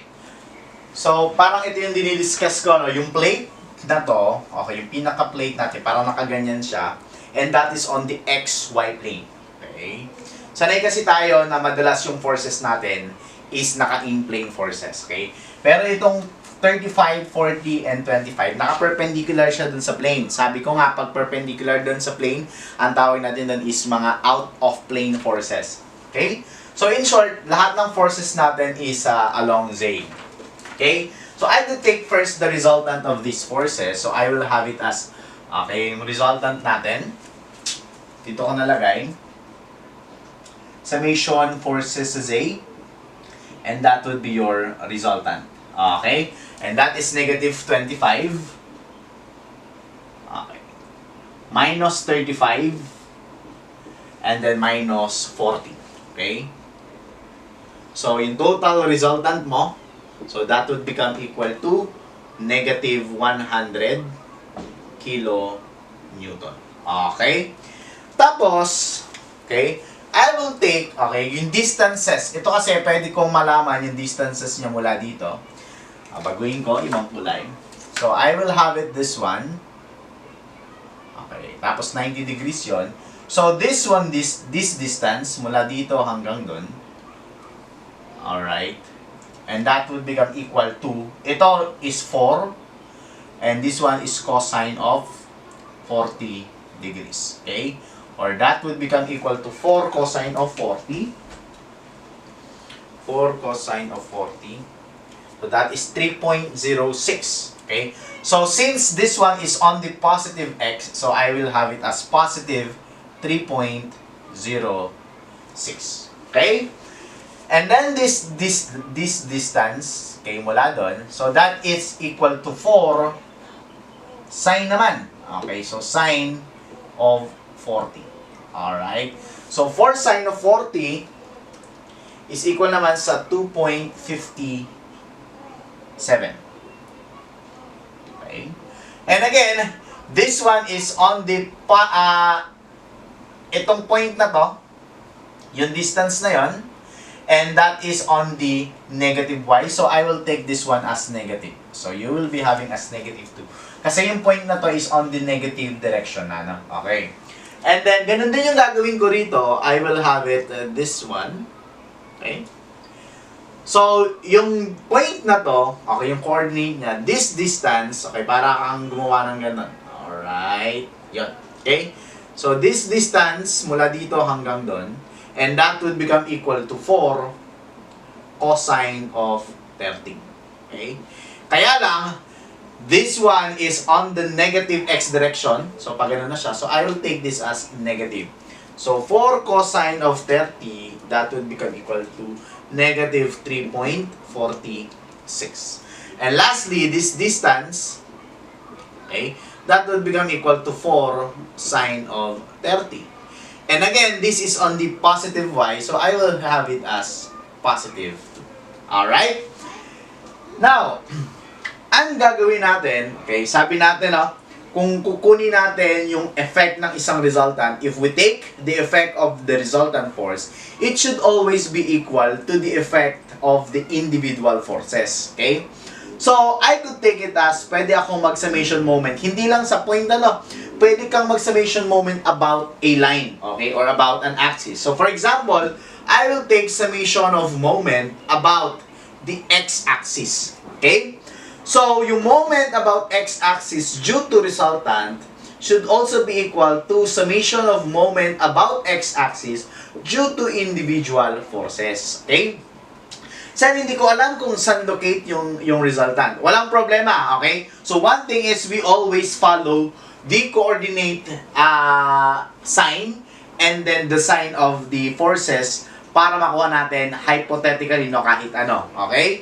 So, for example, I will have the summation moment of x. Nasaan po ba yon? For example, ito yung aking plate. Drawing ako ng bagong plate. Okay? Tapos, meron akong 3 axes doon. So, I will have 1, 2, sample lang, and then 3 axes. Okay. Now, tingnan natin ano. Okay. Between this sa x, okay, I have here the x. Yung nasa kabilang side ng x, 40 lang. Yung nasa kabilang side ng x, 35 plus 25. Nasaan? Ilan to? 60. So, ibig sabihin, somehow, nandito yung ating resultant. Okay? So, ito, wala na yan. Wala na yung area na, wala na yung area na yan. Okay? Next, dito naman tayo along y. Huwag yung isama to, no? Kasi parang gitnang-gitna siya eh. Between 40 and 25, alin ang mas malaki? So, yung 40. So, ibig sabihin, yung side na to, wala na rin to.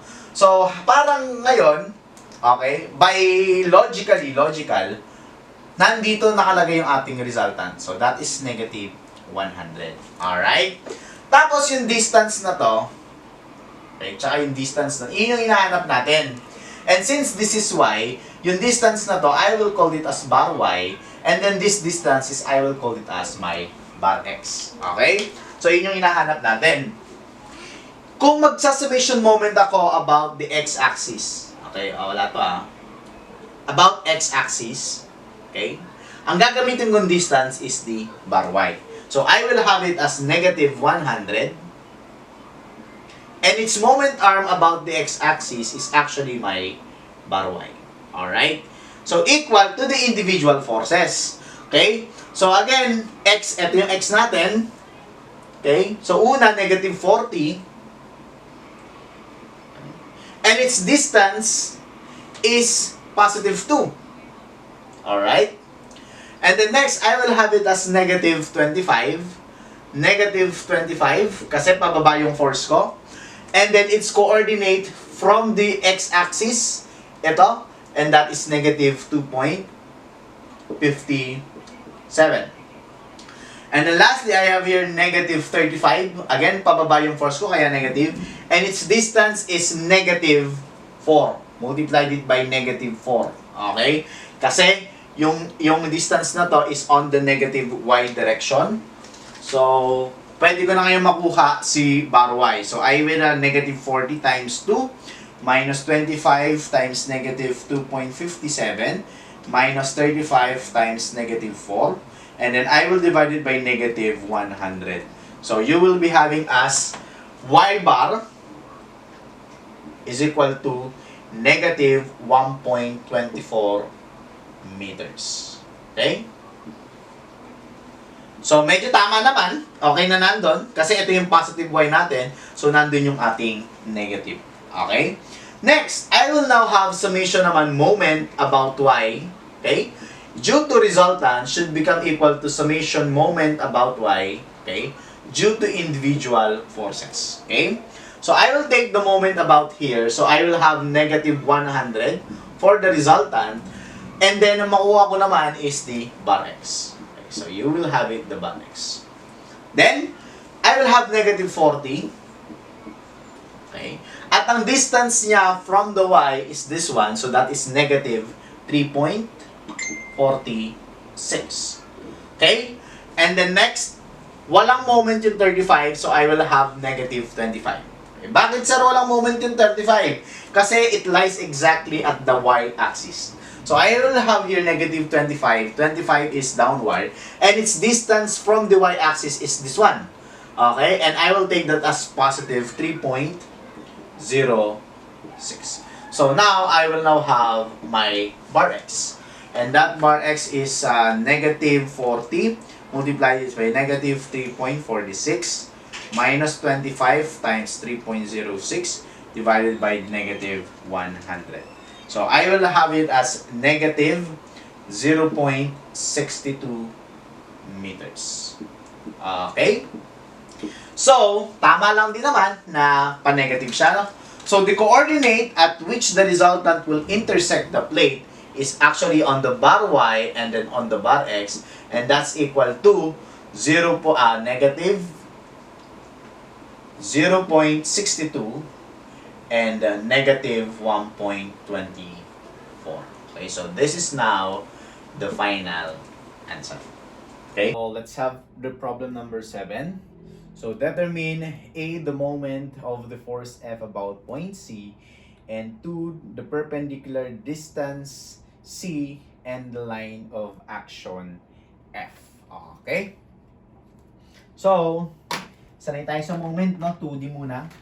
Kaya lang ngayon magti-3D tayo. Okay? So, we will be having the force F and then we will be having this point as our point C.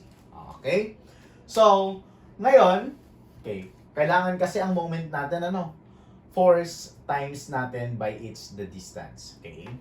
So, yung distance natin, actually, if I'm going to take the moment of a force about the point, so kukuha ko this point, pwede kong kunin, okay, RCA, mula sa point, papunta dun sa any point on the line of action of the force. So, pwede kong kunin si RCA, okay, or pwede rin naman si RCB, walang problema, okay? So, as long as yung point na kukunin mo is nandun sa line of action. So, again, pwedeng RCA, pwedeng RCB. Kung alam mo yung may point dito, walang problema. Okay? And then, dito, mag-i-introduce tayo. Kung before, kumuha tayo dot product, so minumultiply lang natin yung scalar dun sa vector. Dito, kapag kumuha tayo ng moment of the point at point C, ang gagawin natin, kukunin natin yung isang position vector, and that would be RCA, o kaya RCB, and then this time this would be a cross product of the force F. Okay? So this one is called the cross product. Okay? So yung nakaraan, we have here the dot product. So this time we will be having as vector, and then we will be having cross product of a certain vector. The resulting is also a vector. Okay? Now, okay, mamaya ko ipapaliwanag yung principle behind it, okay? So, ang pinakaano natin, sabi niya, okay, kung meron akong plane dito, so we have here the plane, okay? I'll try to draw, okay? I-draw ko muna yung BCA. Okay, ito yung pinakamahirap sa mga pagdodrawing eh. Okay, so you will be having this one. Okay, and then here. And then ito yung force ko. Okay, I will have the force F. Tapos, ito yung pinaka-plane ko. Okay? So, kung nakikita nyo yung plane na to, okay, yung parang hinati na yan, na medyo nakaslant, So, again, ito si A, ito si C, and ito si B. Okay? So, yun. Okay, next. Kung magko-cross product ako, okay, dapat, if I would say the cross product from A to C, magkakaroon ako ng isang force doon or isang vector doon which is perpendicular to this plane. Okay? So, it means, if I am going to cross product two vectors, the resulting vector would be perpendicular to the two. Pinakamagandang example niyan parang ganito.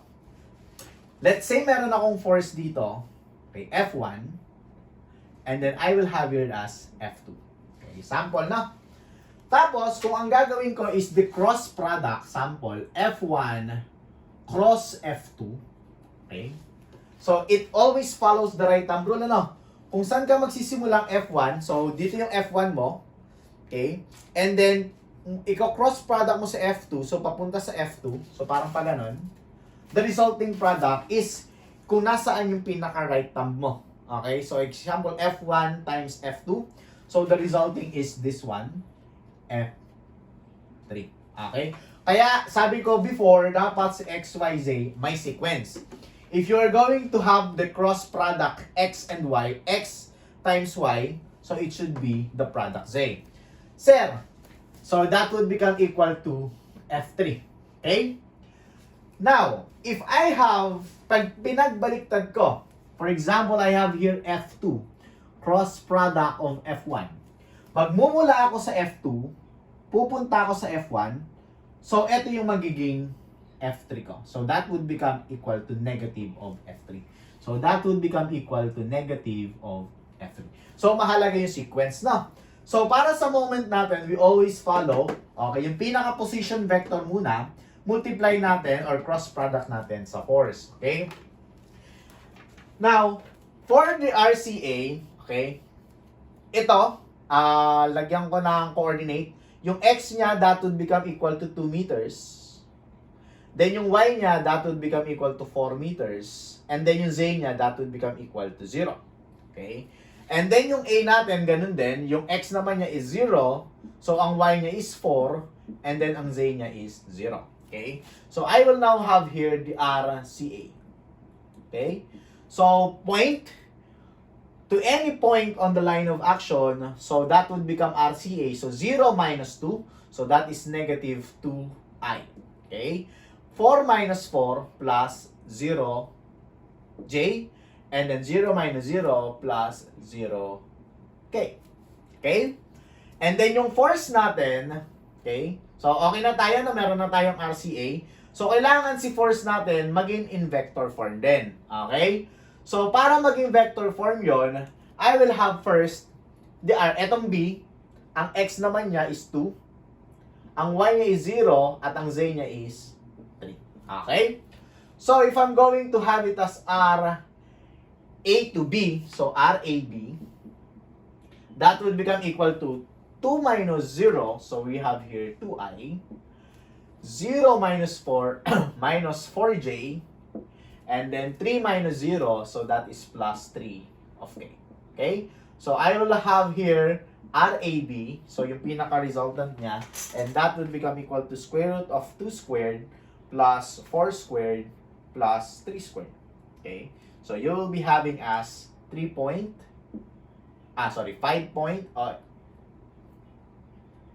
square root of 29. Okay? And so I can now solve for the AB, unit vector AB. So that would become equal to 2 all over square root of 29 of I minus 4 all over square root of 29 of J plus 3 all over square root of 29 of K. And so, para makuha ko si force, so that would become equal to force dot product of lambda AB. So, imumultiply ko yung 500 dito. So, 500 multiplied it by 2 all over square root of 29. So, that's equal to 185.70i. And then, minus, imumultiply ko, 4 all over square root of 29 times 500. Minus 371.39 of j. And then, plus, I have here 278.54 of K. Okay? So, meron na ako ngayong force. Okay? So, pwede ko na ngayong makuha si moment at C. Okay? So, that's equal to position vector RCA cross product natin ng force. Okay? So, ang ginagawa natin dito, parang ganito, no? Okay, sa pagko-cross product, so we will be having as I, and then J, and then K. Okay? Tapos ilalagay natin si RCA, so that is negative 2, 0, and then you have here 0. And then next, we will be having the force. So yung force natin, 185.70. Okay, ilayo ko ng konti. So negative 371.39 and 278.54. So 0, 0, I, J, and then K. So we will be having moment at C.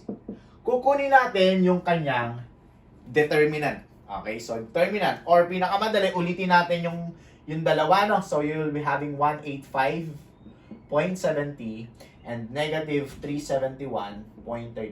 Okay, so ulitin ko, negative 2, 0, and I, and then J. Okay? So, ang gagawin natin dyan, pagkuha ng determinant, imumultiply natin to. Okay? Yun. Tsaka ito. Tapos pag-a-add natin lahat ng yan, ano? So, we will be having here I times 0, 0i. J times 0, 0j. Pero yung k ko, negative 2 times negative 2 times negative 371.39. So, I will have it as plus 742.78 of k. Okay? And then, ima-minus ko naman lahat ng pabalik. So, pwede mong unahin si I. So, you have here the I, and then you have here the J, and then you have there the K. So, for the I, 0i ulit. 0 times I. And then dito, negative 2 times 278. So, negative 2 times 278.54. So, you will be having as negative 557.08 of J. And then lastly for the K, you have here 0K. And then, I will now have moment at C. Padaliin ko, 0 minus 0. So, you will have it 0i. Okay, next. We will be having as J, 0 minus negative of 557. So, that is equal to 557.08 of J. Okay, and then lastly, this one minus the K, so plus 742.78 of K. So this is now the moment in vector form. Ito yung moment at simo. Okay? So iyan siya. So pag ganun. Okay? Kasi nag-cross product tayo ng AC and then yung force mo. So that plane, and then we will get the perpendicular, and that is actually the moment at C. So you will be having as MC. Now, to get for the value, you will be having the square root of 0 squared plus 557.08 squared, and then plus 742.78 squared. Okay, so ang moment at C mo, so that is 0 squared plus 557.08 squared plus 742.78 squared. So you will be having as 928.472, and that is Newton meter. So this is now the answer. Okay? Sir, nasan yun? Okay, paano ko? Kasi ang hirap kapag vector, ano? Sir, nasan yun? Okay? So ganito gagawin natin. Okay? Para mas maintindihan natin, I will try to have it this way. Okay? Mula dito, yung fx ko, okay, that is positive 185. Okay, mula dito, pag ganun siya, no? Pag ganun. Okay, that is my fx. Okay. And the next, fy, pabalik. Pag ganun yung fy ko, so this is my fy. And then lastly, yung z ko is pataas, so I will have here this one. So that is your fz. Alright? Now, I will be having, okay, burahin ko ng konti. Okay, I will try to have it this way para mas maano natin. Maglalagay ako ng maliit dito kasi ito yung points ko eh. Okay? So, I will try to have it maliit na Cartesian plane. Okay? So, I have here the x, the y, and then the z. Okay? Now, since I will be having the mx, okay, I'll try to have the mx first. Okay. Ang mx ko dapat 0 eh. Okay, kasi 0 yun, no? So, x component, that is the mx, that would become 0. Now, between the three forces, dito sa line ng x, ano yung magpapaikot dito sa, dapat yung force mo, no? Okay, kung ito yung x-axis mo, tapos nandito yung force mo, papaikutin niyang pa ganon. Okay, yung roll. Okay, dapat mapag-roll niya yung x. Okay? Let us check. Itong pinaka fx ko, pag ganun siya, wala siyang gagawin. Parang itutulak lang niya yung x-axis na pag ganito. So, technically, walang moment yun doon. Okay? Next, let's try this the fy. Ito siya, Kaya lang, exactly, nandito yung force niya. Hindi pa niya papaikutin ng roll yung X mo. But instead, papaikutin niya ng paganon. Okay, tama ba ako? So, hindi rin valid yon. So, wala rin moment. Basta ang kailangan, yung force na makapagpapaikot ng ganito sa axis, no?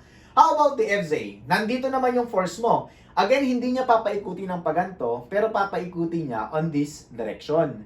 So, wala ka rin FZ. So, in short, yung MX mo is 0. Which is that? Kaya 0i. Next, how about the MY? Okay? So, again, this is your y-axis. Ano lang yung force na magpapaikot ng ganito? Okay? Try natin, ano? Si Fx, hindi niya papaikutin ng paganto, pero papaikutin na niya pag ganon yung kanyang y-axis. Same thing with the Fy. Si Fy pag ganon, okay, so papaikutin din niya ng pag ganon. Kung makikita nyo, imagine niyo, parang tinutulak niya dito, para kang merong isang papel dito. Okay? Ayan yung papel mo. Tapos ito yung y-axis mo. Kaya lang nandito yung force mo, pag ganun. So kapag tinulak niya to, iikot ng pag ganun yung pinakapapel mo, as well as the y-axis. So it means, hindi rin valid yung y. Pero itong FZ, kung mapapansin nyo, okay, meron kang F doon, tapos, papaikutin niya ng pag ganun. Okay? Parang ito. Ito yung y-axis mo. Tapos, nandito yung pinaka-force mo, okay? So, papaikutin niya lang pag ganun yung papel mo. Kaya, magro-roll ngayon yung y-axis mo. And that is Fy multiplied by this distance. And it would be positive if, okay? Kung mapapansin nyo, yung y umiikot ng pag ganun. Yung right thumb ko, along the positive. Kapag ang ikot niya is pabaliktad, pabaliktad dito sa positive, or it is directed on the negative y, it will have negative moment.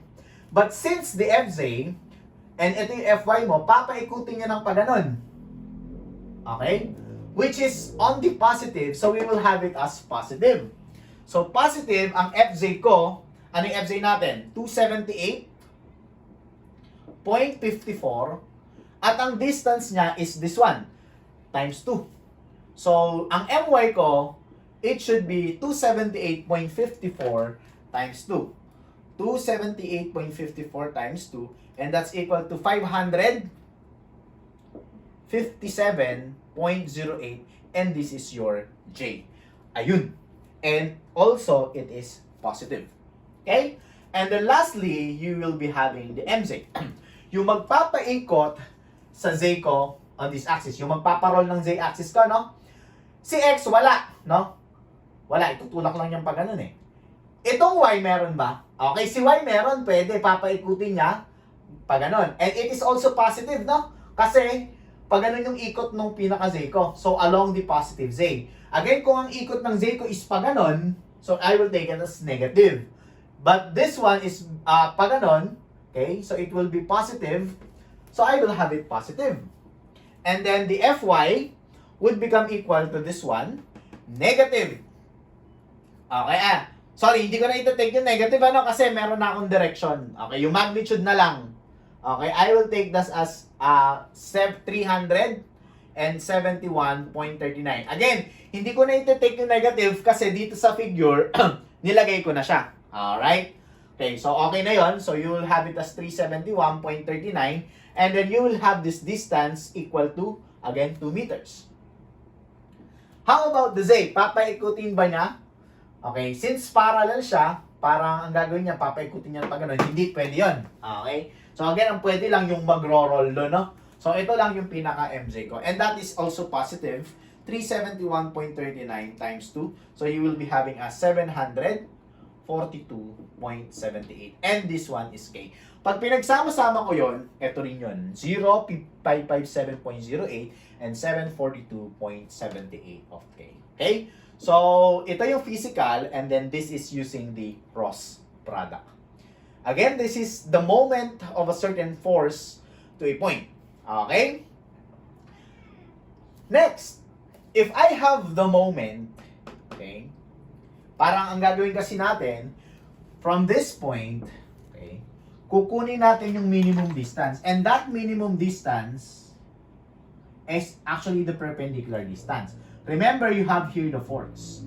And then the moment, Okay? Yung moment mo doon, that's just equals to force multiplied it by distance. Meron na akong moment, so that's equal to 928.472. And ang force ko is equals to 500. And then that minimum distance is actually my D. So you have here the D. And that's equal to 928.472 divided by 500. So that is equal to 1.86 meters. So this is now the answer for letter B, and this is now the answer for letter A. Okay, so let's have a problem number 12.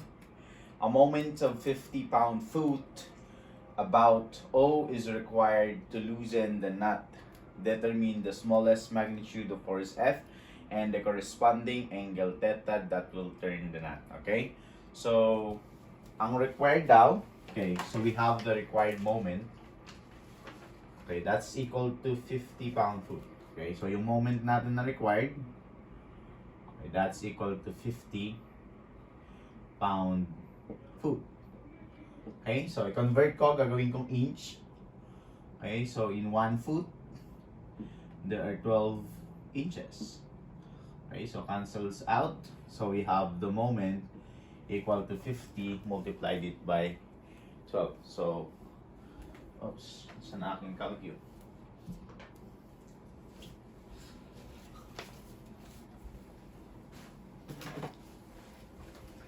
So 50 times 12, so that is 600 pound each. All right. Now, for the moment, we can have it as force multiplied it by perpendicular distance. Okay? So, it means if I'm going to have it, okay, a moment on this point, and then we will have the component of this force. Okay? So, this one would become equal to F cosine of theta. And for this one, we have your F sine of theta. Okay? So, yung meron lang tayong moment about this one is actually the F sine of theta. So, we will have it as F sine of theta. And then multiply natin the perpendicular force, which is equals to 15 inches. And that's equivalent to our 600 moment. Alright? So if I'm going to divide it 600 by 15, so I will get it 40. Okay, so you will have it 40 pounds. So that would become equal to our F sine of theta. Okay? We need to have a minimum. Okay? So this one, okay, should be at minimum. Okay? Minimum. Okay. So if I'm going to have this one on this part, it will become equal to 40, okay, all over sine of theta is equals to F. Okay, I need it to be at minimum. Okay? So, the relationship of F to sine of theta is indirectly proportional. It means the greater the sine of theta, the smaller the F. The smaller the sine of theta, the larger the F. We are asked to find minimum, so we need to find sine of theta to be maximum.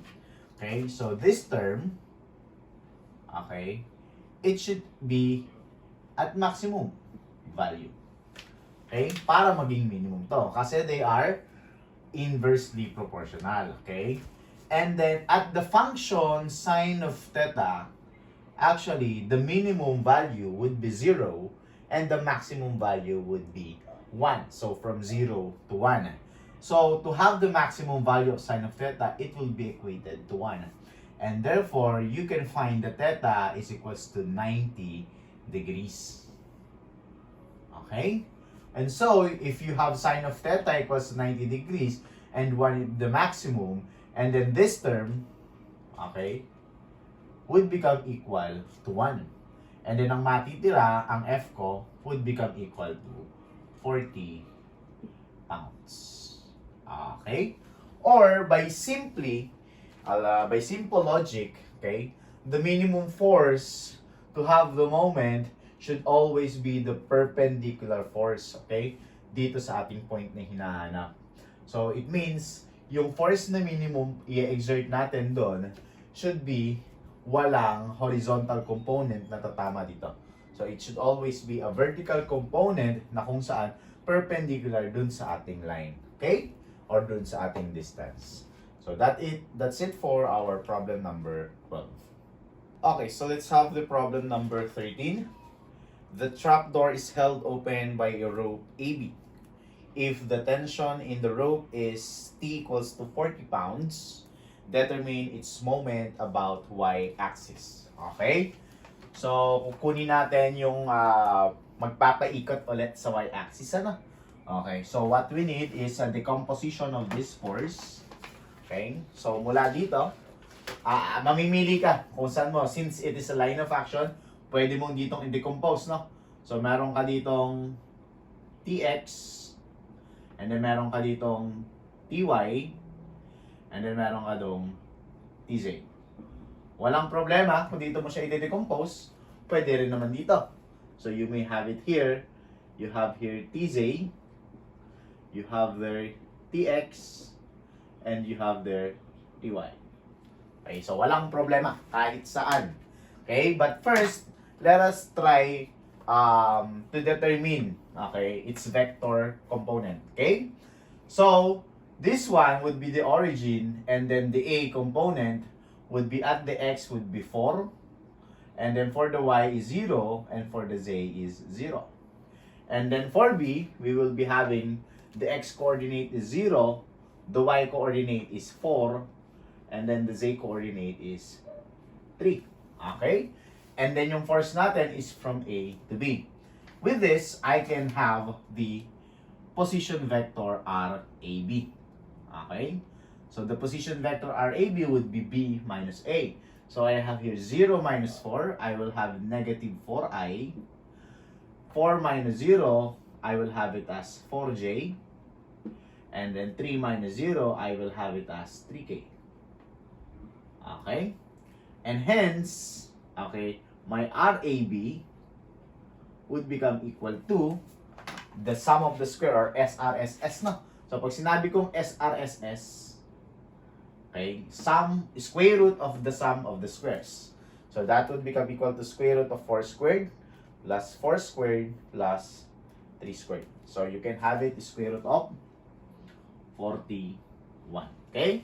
And so I can now have the lambda AB or the unit vector AB. I-divide ko lang to, this term. So that is negative 4 divided by the square root of 41. Or that is negative 0.625.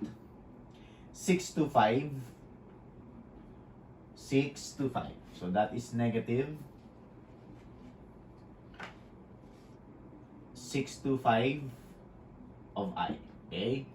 Plus 0.625 of J. And then plus, this time, i-divide ko yun by 3. So, 3. So, that is 0.469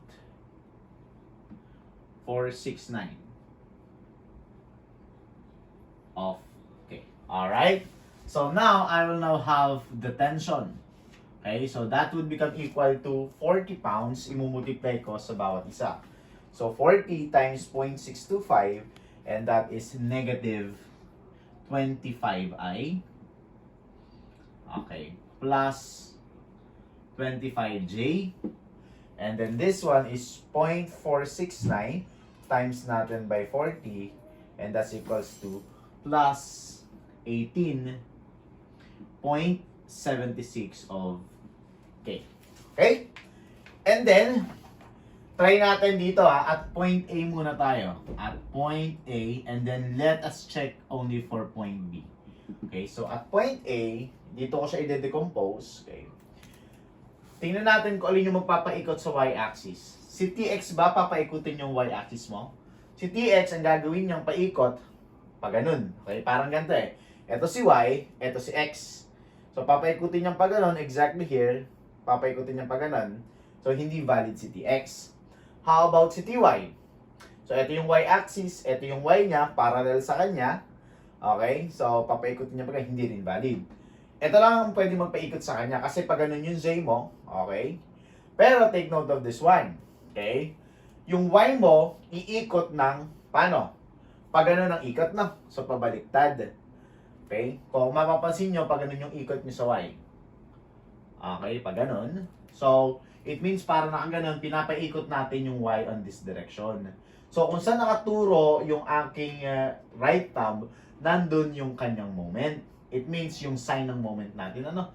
Since pag ganyan yung ikot mo sa y-axis, nakaturo yung right thumb mo sa negative y, so we will take it as the moment about y would become equal to negative. And then TZ is actually 18.76. Okay? And then its perpendicular distance mula doon is 4. Okay, so we will be having this one. So that is negative 18.76 times 4. And that's equal to negative 75.04. And the unit would be equal to pound foot. Okay, this is now the moment about the y. Sir, paano kapag sabi? Okay, so let's try, no? At point B, if we should get the same. At point B. Okay? Kaya lang yung magpapaikot naman dito, not anymore the TZ and then the TY. Ang magpapaikot sa kanya, again, this is the TX. Okay? So, if we will notice, the TX, papaikutin din niya on this direction. So, it would also become equal to negative. So, negative. This time, I will have it the TX. And that is 25. Okay, so negative 25. And I will multiply it by this distance, 3. So that would become equal to negative 75 pound foot. You will still get the same. Okay? Nagkaroon lang tayo ng decimal. It's because of the rounding off, no? So nag-rounding off tayo. But they should have the same answer. In short, kahit saan mo i-decompose yung inyong force, okay, it will have the same effect as long as it is on its line of action based on our principle of transmissibility. Okay? So this is the answer for number 13.